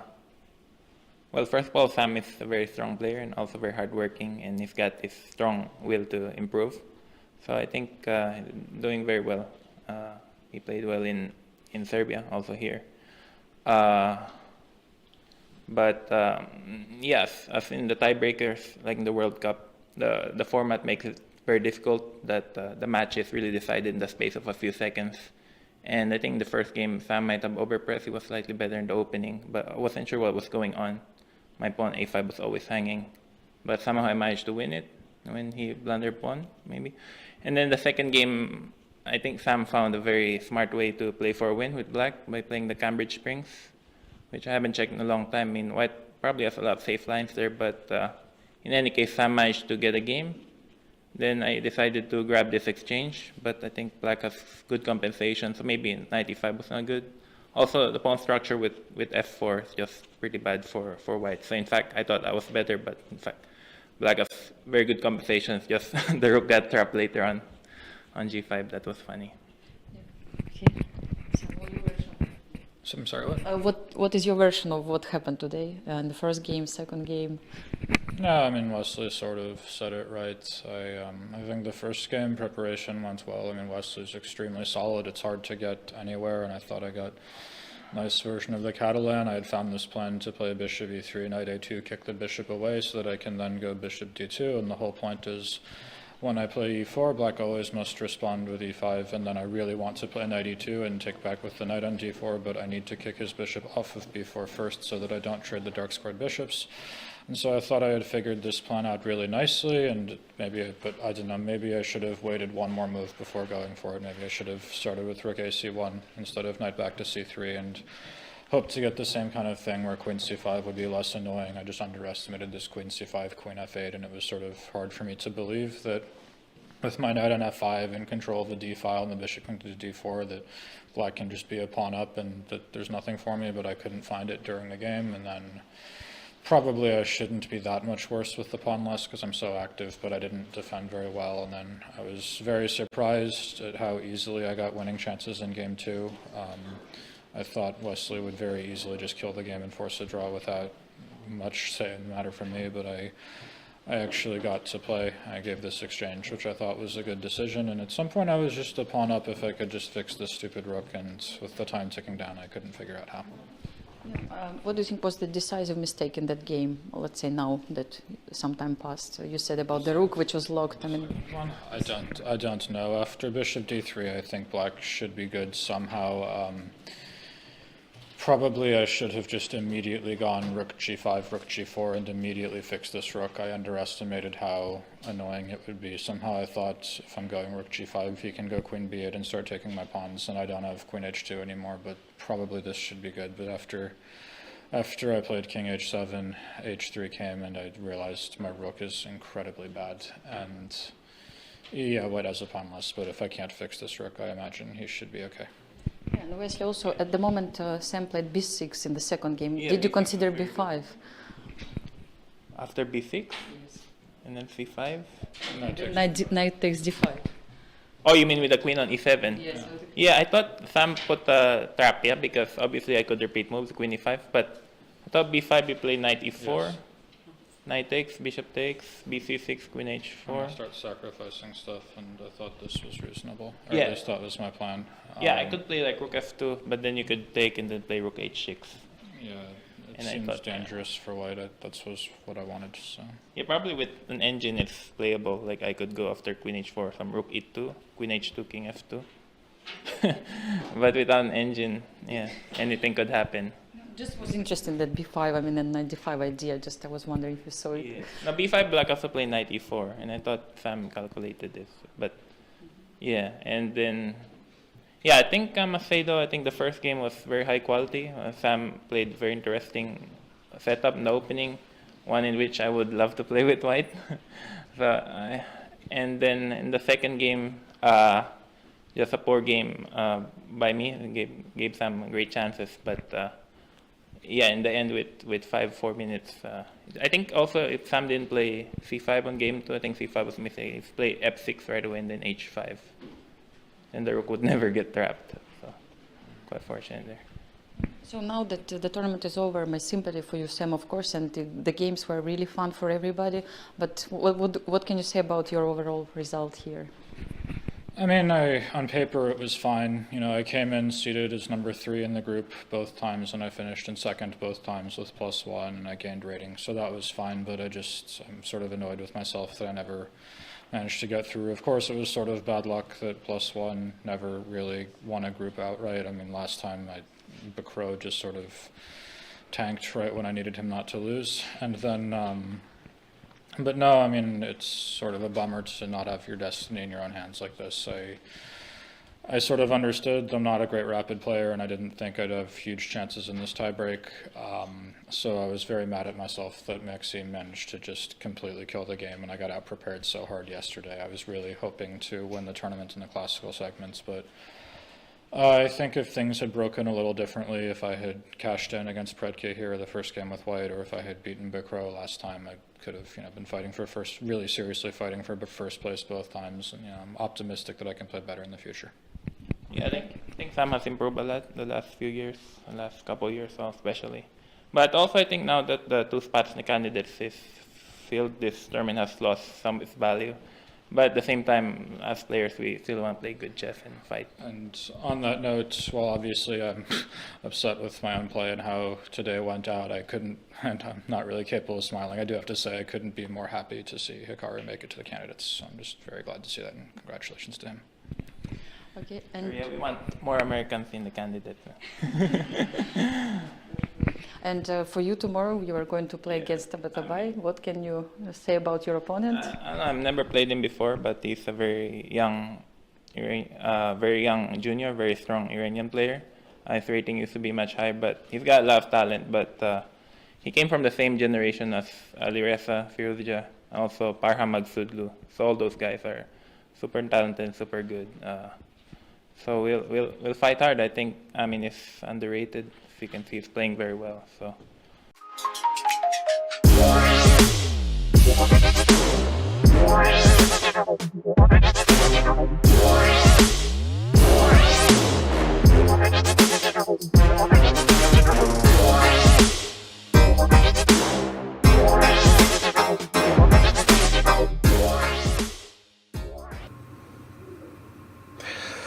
All right, so welcome back, and let's the tiebreak blitz begin, right? So players are seated. That's the first game of the blitz playout after 1-1 in the rapid portion. Keima having the white pieces against Mamedyarov, and this time, well, it was Keima's decision not to repeat. It was Keima's decision not to not to repeat the previous game where he won. And I think the live board, the so-called live board, it lags behind so much. So we are better off watching from a camera view. I don't think it makes sense to have, a board which lags like 10 moves or so. So it's Black attempted to play the Meran variation, White ended up going for Queen C2, the anti-Meran. And both playing relatively quickly. It's a modest setup from White, It's a modest setup from White. After Rook A C8, E4 is always a critical move in these positions. White can't really go about this position differently. He has to look for the ways to play E3, E4. So Keima goes for bishop D3 to play E4 one move later, but that perhaps allows Black to push C5. At least that's the move that I'd be looking at. C5 or E5, interestingly. None of the above. Mamedyarov goes with H6, so that H7 pawn's not hanging at the end. So one more time, E3, E4 has to be seriously considered. Now, I don't think there is any other move, to be honest.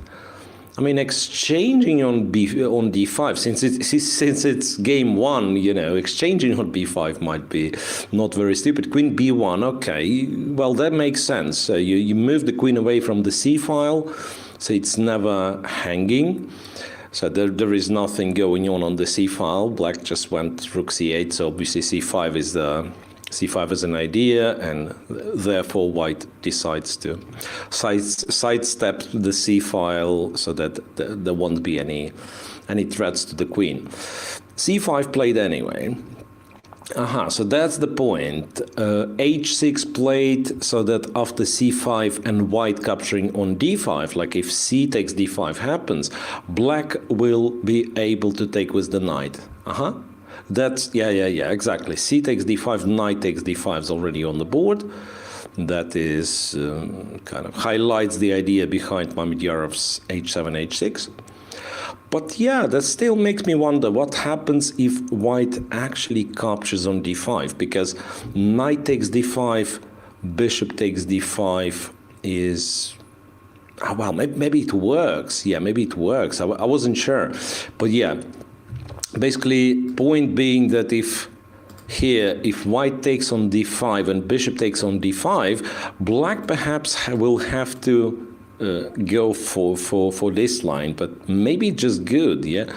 I was a bit worried with this e5 and, you know, maybe white attacking the king's side somehow, but yeah. Anyway, this did not happen. In reality, the game went knight b8, knight b5, bishop b8, e4, knight f4, bishop c4. So that's what we have on the board right now. Shah has extra half a minute. cd4, bishop d4 happens. You know, one of those not that easy to assess positions. So it's almost symmetrical, but white has the pawn on e4 already, which might be beneficial in some cases, which might as well be not so good. f5. f5, wow. That is... well, that is very serious, in fact, yeah. I wanted to suggest e5, just to realize that e5 loses to bishop f3. Yeah, f5 is a very annoying move to face. So once again, e5, bishop f3, you can't take gf3 because queen g5, queen g2 is a checkmate. So f5, in fact, attacks the e4 pawn, and it's not much you can do. And if, say, you guard, if you guard the e4 pawn, if you go like knight c3, then e4, fe4, knight e4, and some knight g2 or knight h3 once again looks very, very scary. Knight to d2 would allow queen g5. No, Mamedov takes first. Knight takes, but yeah, since he captures this, apparently he has spotted something. Knight takes g2. Okay, knight g2, king g2. What's the follow-up? Can you guys see it? Because I don't. King takes g2. I mean, you probably do take the knight, otherwise you're just kind of casually lost. Being a pawn down, black's next move is knight h4 and he just wins. So you do take on g2. And you'd better do it while you still have the time. Oh, okay, knight e to d6. Knight e to d6. I guess white just getting checkmated after knight f4 because, yeah, knight f4 played, knight e2. Knight h3 is a threat of a checkmate in one. Also, queen g5 is there. Yeah, I think it's the game. h4, well, allows queen h4, if nothing else. Rook c4 wins as well. Kind of rook takes c4, bishop takes d6, anything. Yeah, Mamedov goes for rook takes c4, point being if you... Okay, knight b7, not so fast, yeah. Queen h4 then, also threatening any kind of a checkmate. Queen e4, knight h3, winning the queen and the game. Okay, so a win with black for Shakhriyar Mamedov. There will be quite a pause between two games, but I'm... planning to stay on air, maybe reading some chat messages, maybe, you know, we could go over this game really fast. Well, not much to be discussed here. I think, yeah, already e4 wasn't that clever, and e4, knight f4, bishop c4 happens to be almost kind of a decisive mistake. Interesting. And a lot of glitches, pardon me. Even when the game's finished, I mean, I'm still not very good with this software. Keima, he's approaches lead chess top rating. Okay, so that makes him a very good blitz player then. One could argue that online blitz and over-the-board blitz are two different animals. And Shah, I'm actually not sure how good he is in an online blitz, but over-the-board, I've seen Shah giving like 45 seconds odds to like 5 minutes against international masters, so that's quite impressive. Who has the best chances in the candidates? Okay, tricky question. Who is in the candidates? So it's Fabi, because I cannot imagine candidates without Fabi, right? Fabi by rating, Jan as from the World Championship match, that's 2. Then Nakamura and Raput from here, that's 4.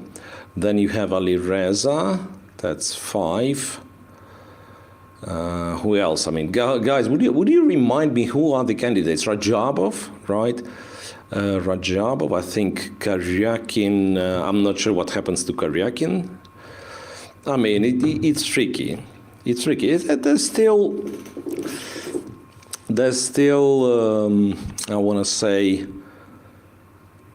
I would go by rating, honestly. So that's kind of Fabi and Ali Reza, right? Ali Reza's chances, I'm still not sure, because he's very strong. That's obvious. He's very talented still, but he hardly has this kind of experience playing such a strong tournament, and such a long tournament, by the way. So Vaikanze, yes, but in Vaikanze you have kind of a mixed field, right? So you do have some quote-unquote weaker players, and maybe you have kind of easier days in the candidates. It's 14 games, very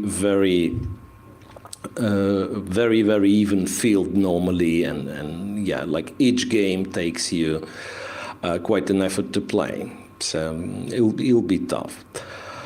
I don't know. So I was informed it's like 10 minutes between the games, but kind of don't feel making a break, so not to miss the start of the next game. So maybe what could we talk about? Once again, a reminder, there'll be an arena tournament, FIDE Online Arena, on April Fools, 1st of April, 3 p.m. GMT, where you can win a pocket chess set as the winner of a tournament, and 5 first places will get a free subscription to FIDE Online Arena, where, by the way, you can meet me as the host of every month masterclasses. Like last masterclass we had was with Boris Gelfand, and before that it was Peter Swidler, and then like it lasts for I think 1.5 years already we are doing it, like masterclass each month. And we had Anand, we had Kramnik, we had quite a few big names. Still no Carson, but maybe one day, So make sure to join. It's like, I wouldn't, declare that that's the best the best you can get. Maybe there are other places, so on, but it certainly is value for money. So in my humble opinion, yeah, I'm kind of a bit affiliated, but yeah, I still think it's a good thing. So make sure to join FIDE Online Arena, and yeah, try your luck in an April's Fools tournament. If it doesn't go well, then you can still use VIDIT as a promo code and get 25% off. Right. So we had an interview with Wesley and Sam in the previous break, yeah, and you've heard it yourself. The tournament lost a bit of, what did they say? Like spectator value, or I mean, there was an interesting phrase. Like, since we already know who are the candidates, right? And usually that means some things. Once again, I shouldn't be criticizing, but it usually means something's a bit off with the format. Something's a little bit off with the format, or maybe alternatively, the players are just too good. Could it be that the players who qualified are just too good? Because, yeah, it's been how many? 24 Grand Prix participants, and both Hikaru and Raput already have semi-final and the win, right? Raput stopped right here, but Hikaru can go on. It's very likely, though, that he'll have a very tough opponent in this semi-final starting from tomorrow. Mamedyarov seems to be set to win his tiebreak against Keimer, but exactly the same I was saying after the first rapid game, right? So that's not guaranteed. Yeah, after all, it's 3+2. It's a blitz. You blunder something and you're out. Okay. So we don't have this screen, right? I thought maybe it's a good time to answer some questions from the chat if we get the chance. Okay, what do I think about the this version of Grand Prix system? Yeah, that's a very very good question, by the way, which I partially answered right now. Yeah, so that. But yeah, it's hard to tell what is the system that I prefer. I'm honestly not sure. I think like in modern times you no longer can run those like endless round robins what Grand Prix used to look like. Yeah, like when everyone would play 4 tournaments and then the best 3 would count. That's not happening anytime soon. Who replaced Karyakin in the candidates? I'm afraid I will have to readdress this to the FIDE officials. I have no clue whatsoever. Yeah, so the Grand Prix, back to Grand Prix system. I kind of enjoyed it because, yeah, like one could argue that the best we had so far was the knockout, right? I mean, why don't we force players to play knockout right from the start? But then the idea, which sounded very nice on paper, turned out to be like in many cases people would make 2 draws in classical and then still only play the tiebreak. So I'm actually yet to understand what's wrong with the idea that I've mentioned on stream a couple of times, that you start with the tiebreak and then whoever wins the tiebreak has the advantage in the classical game. So it's a kind of, you win the tiebreak and then who's kind of, it determines, like you play the tiebreak pre-match and then it determines who's going to win in case of 1-1, yeah? Can I stand up and show you the hoodie? Yeah, no, not really, guys. I mean, it's not my stream, right? It's sort of an official coverage. It is a cool hoodie, though, so you can, yeah, take a sneak peek, yeah. Does the hoodie? It has nothing to do with chess. It's like some local brand, you know. But yeah, one day. I'm wondering how could I provide you guys with the link, yeah, but maybe there'll be one day in the semi-finals, finals. Since we already know the names of the candidates, maybe we'll talk about cool hoodies one day.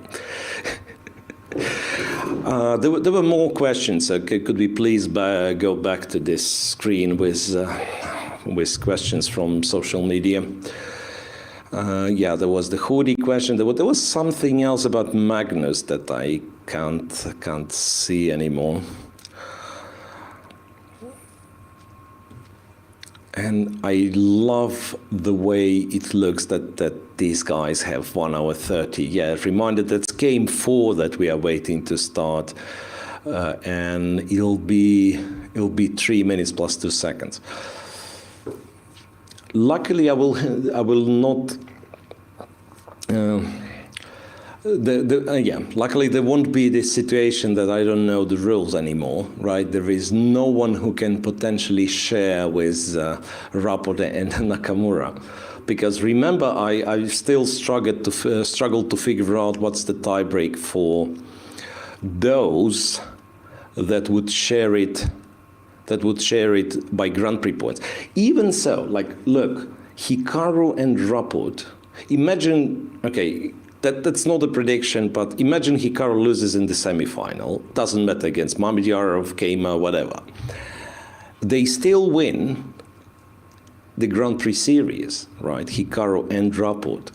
They win the Grand Prix series with 20 Grand Prix points each. But who's the winner? They both qualify. They tied for first. Who's the winner? I have no idea. Well, technically, you could say that in this case, Hikaru seems to have a better tiebreak because he always qualified. Like both times he qualified, he won the group without a playoff. While Rapot had a playoff in the first series. And also, yeah, one could argue that Hikaru beat Rapot in the first tournament. What do I think about the chance of Rajabov in the candidates? Meh. Honestly, I don't know. I mean, Timur is a very strong player. He has shown it many times. But let's not forget, last candidates he played was London candidates, which is almost 10 years ago, and it wasn't a successful tournament, right? If there was one, what a question, huh? If there was one game in history where I could be a spectator, which one would I choose? To witness the game or, the surrounding atmosphere, because like Paul Morphy against Duke and Herzog sounds, appealing. But yeah, if I'm serious, probably Alekhine winning a title against Capablanca. I think they get kind of the last game he won. I think I'm a big fan of, I don't know, fan doesn't sound right, but yeah, Alekhine, anything Alekhine works, perhaps. Kasparov Topalov, it's really hard to pick only one game, right? So once again, perhaps it would make it easier if you'd specify, like, is it game what matters? Like the better the game is, so I should pick the most exciting game or the surrounding atmosphere, the tournament, maybe the epoch itself. Will I join the tournament in future? I mean, which tournament? Candidates? Yeah, I'd be happy to, but as a commentator. No, if I'm ever back to competitive chess, sometimes those questions kind of popping up. And as much as I'm kind of, willing to come back and try to prove that I still can move pieces, I don't see it happening anytime soon, like, on any serious scale. I mean, I believe we do not count any sort of, vacation open tournament in Greece or something of that type that I might play, and it won't change anything, right, in terms of my retirement. And me coming back to some sort of serious competitive chess. So we'll have to wait. I think seniors nowadays are played in two categories, right? So seniors over 50, I'm thinking, but it's still quite a few years away, right? So seniors over 50 is where I come from retirement. Worlds, that is. Yeah, seniors were worlds over 50. So, well, not so long, in fact, like 7-8 years, and you can see me there. Full disclosure on Mirror's Edge, by the way. So waiting for Mamedyarov and Kema. Still, it feels like it takes a little bit longer than 10 minutes, this break, but they are. Any chance for Mamedyarov to join the candidates? Only, not from this tournament for sure, right? This tournament is decided in terms of candidates qualifiers. That's Hikaru Nakamura and Richard Rapot.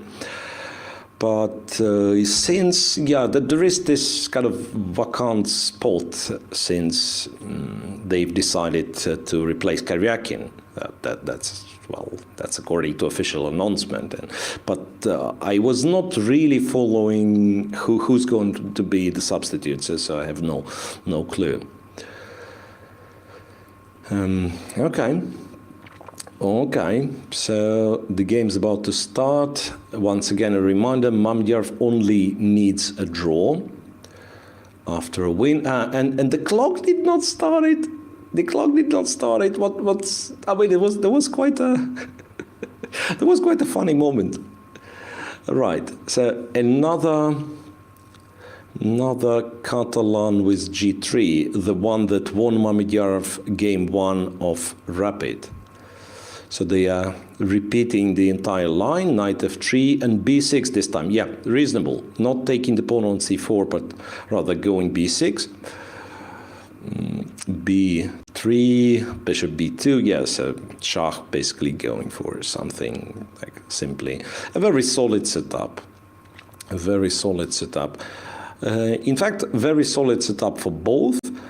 Black, one could argue black lost the tempo by going to b4, right? Because the bishop will end up being somewhere like on e7 or d6 later on. But this check on b4, early check on b4, forced white to put the knight on d2, and that's, you know, that's beneficial for black. So knight much better would have been placed on c3 in terms of attacking the center, kind of having a center influence. What do I think of the odds of one of the candidates beating Magnus in the championship? I don't know, really. I mean, first of all, we do not know if the match happens, right? For this, according to Magnus, for this, Alireza has to win the candidates. I mean, I think it's a bit of a trope. I don't think Magnus will retire if it's not Alireza winning the candidates, but we shall see. To me, Magnus would be, as of now, I mean, the way it stands, Magnus would be the huge favorite against anyone who wins the candidates tournament. That's my feeling.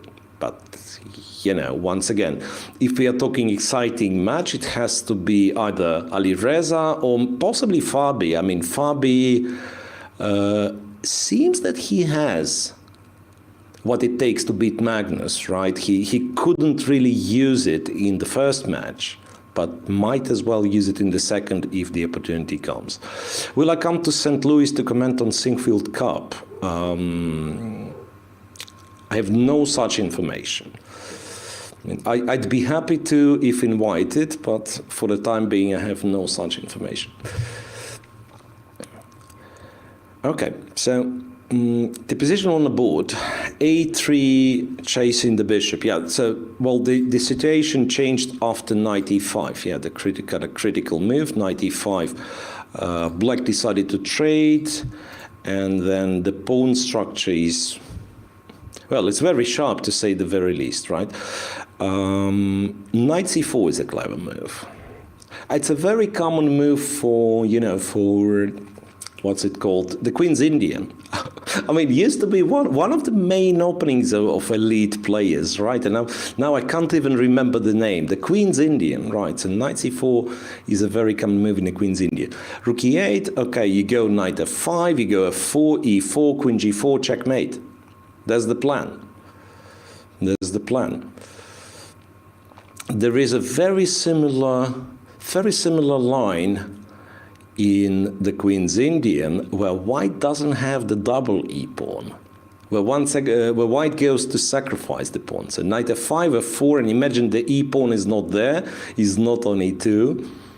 The bishop wouldn't be on b2 though, the bishop would be on f4, but anyway, my take is that this position has to be good for white, simply because there is a very similar position where white has one pawn less, and there he also has very good chances. Okay, there is a bet on 50% against Magnus. Ding, I've completely forgotten about Ding Liren, and we really don't know what's here up nowadays, right?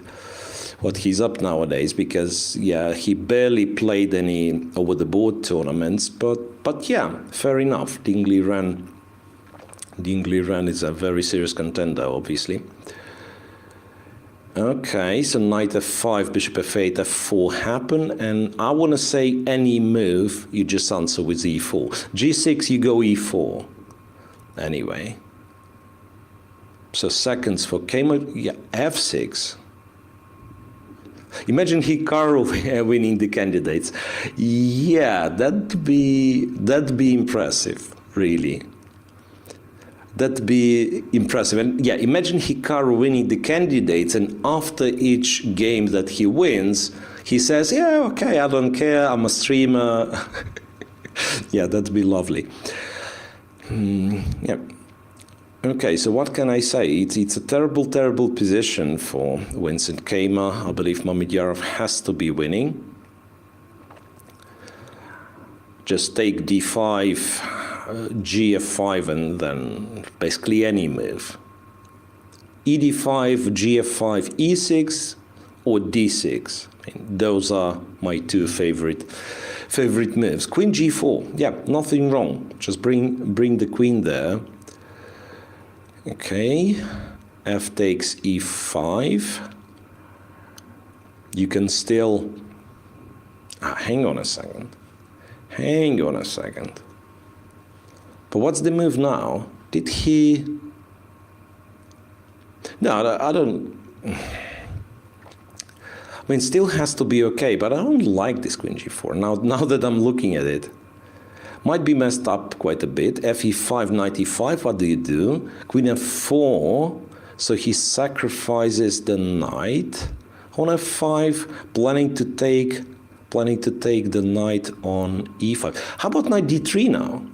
Knight d3, knight h6 check. Yeah, looks scary. Oh, okay, bishop c5 first. Bishop c5 and d4 blocking the diagonal.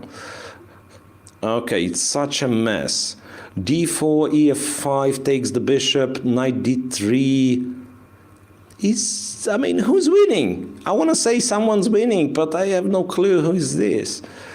After knight d3, I mean, if you have to go back, if you have to go queen d2 and take the knight on b2, then black's position is fine, apparently. But what do you do? Queen h6. Queen h6, knight b2, rook f5 is what Shah is planning. Yeah, and then he's banking at this at least being enough for a draw. Rook c7, yeah? e5, rook g7. Whoa, rook f1, knight c4. I mean, I'm not sure. It's like they're playing on seconds, but I guess Shah is getting to the king, yeah? f7, queen g5, and Kama just... What happened? He lost on time. Because queen g5 was possible, right? The game is not over. Queen g5 was possible. That's incredible what happened. That's incredible what happened, but yeah, I mean, one could tell from, you know, from a camera view of those last moves, one could tell that over the board Blitz is what Mamedyarov does better than Kama. I mean, those last two moves, I mean, simply the way those players were moving pieces. I believe queen g5 would have been critical, but then apparently you can take and go e3 and go e7. You threaten rook f8, and perhaps that's winning. Yeah. So you have two threats. You have rook f. No, hang on. Bishop d7. It's not winning. So you have a check and you have another check, but then king goes to h6. And it's a mess still. You can try to go rook f8, but then rook e5 happens. You can try for this, I mean, some checkmate ideas. It's so complex, but nevertheless, the match is over. 2-0 in Blitz after 1-1 in the rapid portion. Mamedyarov beats Kama, gets paired against Nakamura in the semifinals tomorrow. Okay, so the tiebreak day is over. It's Mamedyarov and Wesley So who go through. Nakamura will face Mamedyarov. Not sure about the colors. We've learned it. We're going to learn it tomorrow, right? So Nakamura will face Mamedyarov. Wesley So will play against Amin Tabatabai. We do know the names of the candidates already. Once again, a reminder. But yeah, we do not know the name of the winner of Berlin Grand Prix, the third leg. So we will find out in how many? 6 days, the maximum, right? So semi-final with the tiebreak, final potentially with the tiebreak as well. So 6 more days and we will know the name of a winner of this last tournament. And I think, yeah, that'll be it for today. Pardon if I was, talking over myself. That's what I always do, talking over somebody. And today I was co-hosting the show with myself, so I had no other choice. And see you guys tomorrow. Hopefully Jesse's back. And yeah, we'll have only 2 games tomorrow, so possibly a shorter show, but a lot more time to talk about not the games themselves, but a lot of chess related, but also fun stuff. So make sure to join. 3 p.m. Berlin time is the start, and we will be here for you.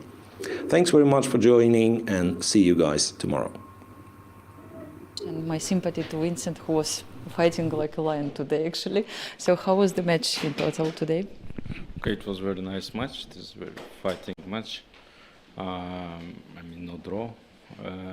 Okay, we tried to play for win, for white or black. It was a very nice match. Good games, I think. Good tactical moves and good end games is also everything is there. Yeah, I really enjoyed it also, but it was interesting that you won the first rapid game and then you didn't play for a draw. I mean, what was this opening choice? Yeah, okay. It is my problem. I never try to play for draw.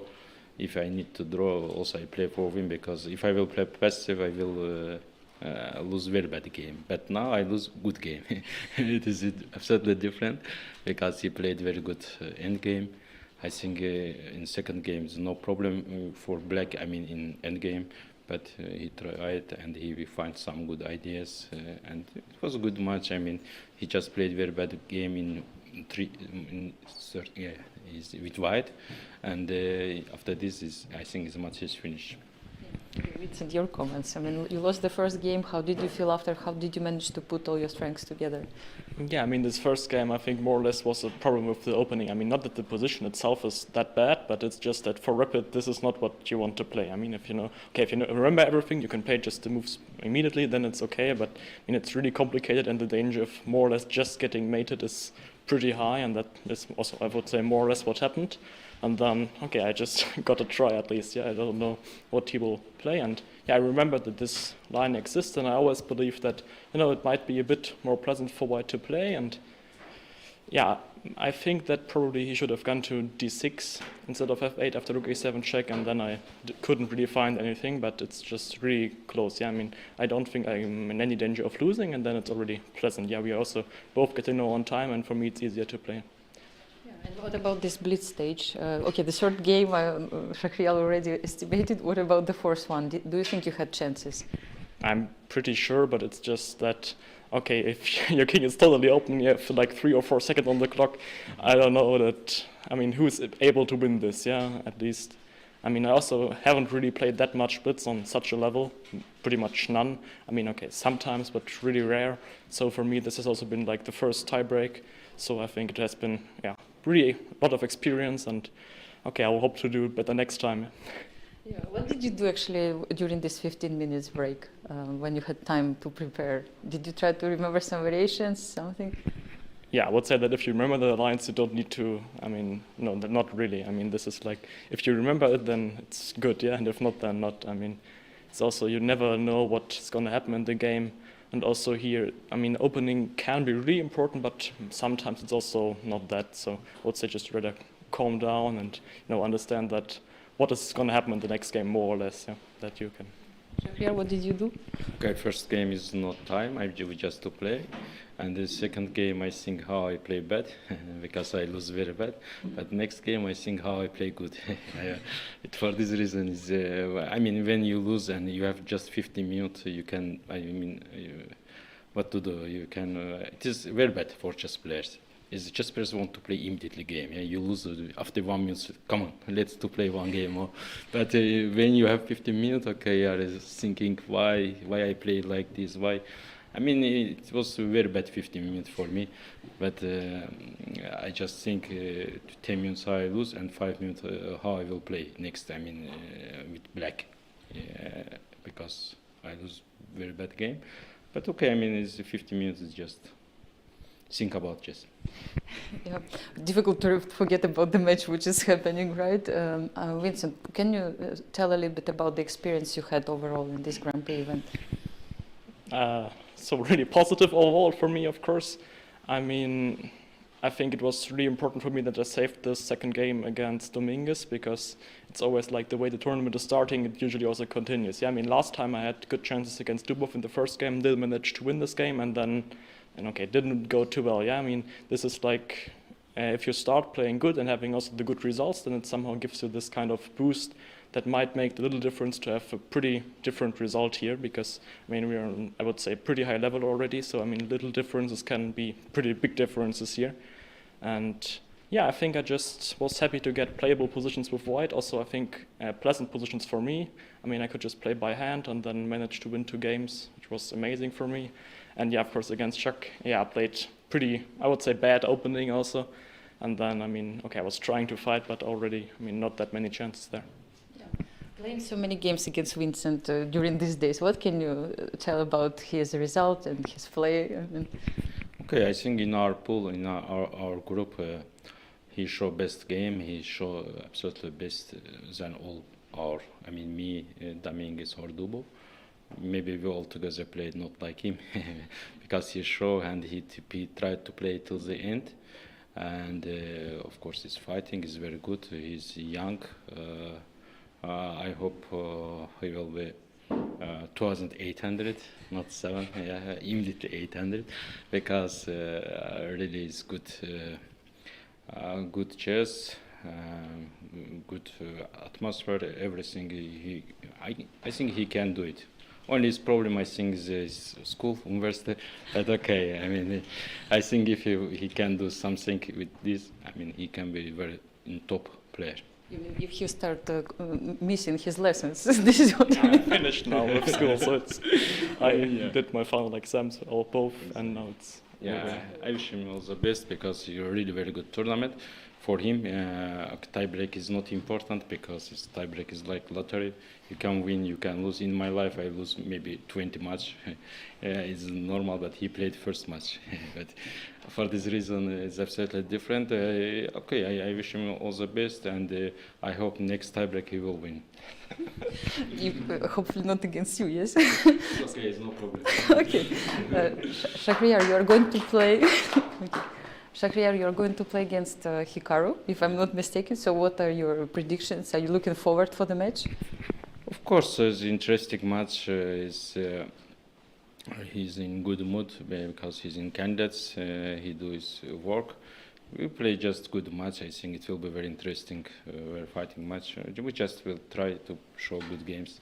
Yeah. Okay. Thank you very much for all your comments. Thank you.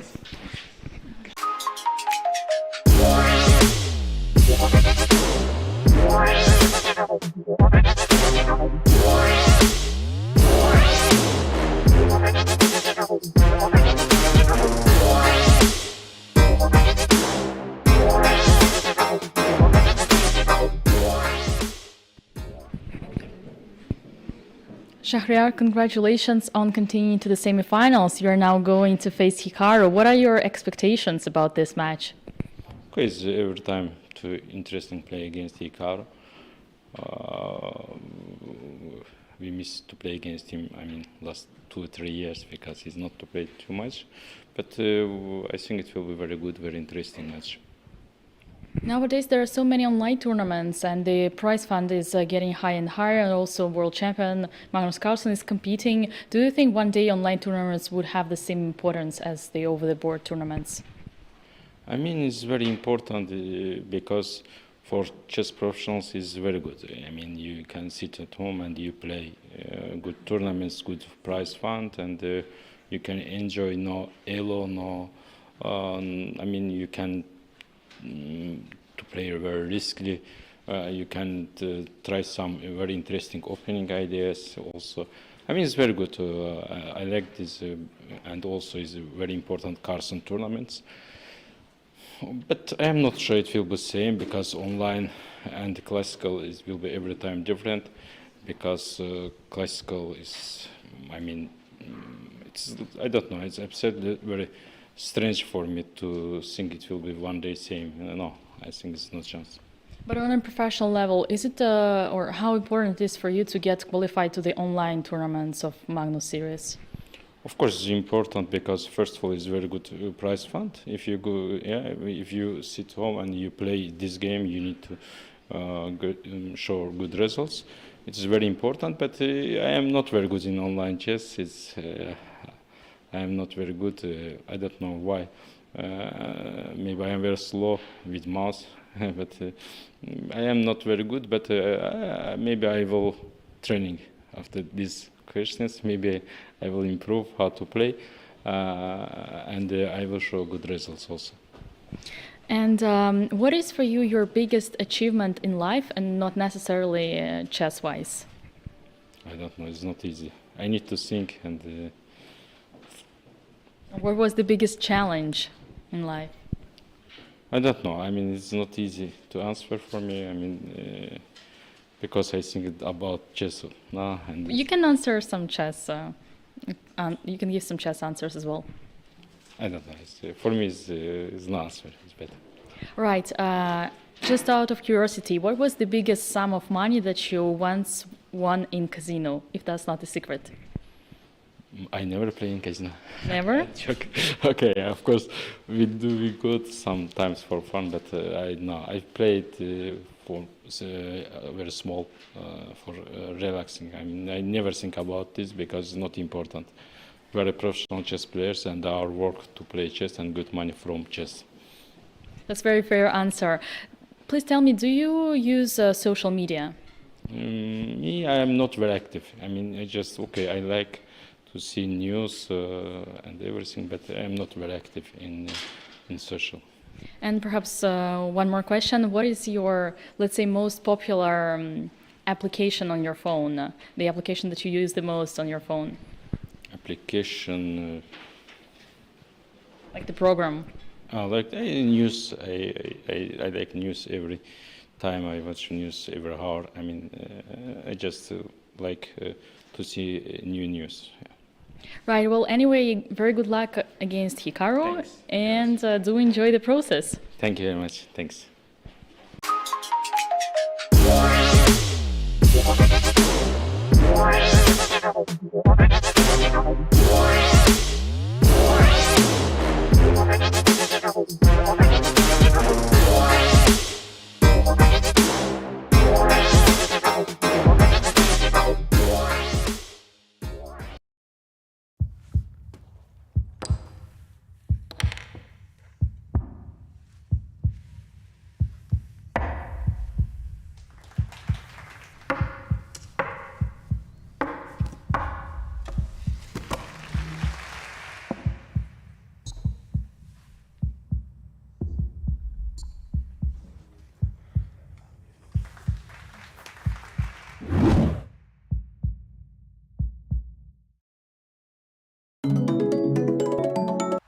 Hi, I'm Vidit Gujarati. I'm 27 years old, an international chess grandmaster from India. I'm also the brand ambassador for FIDE Online Arena.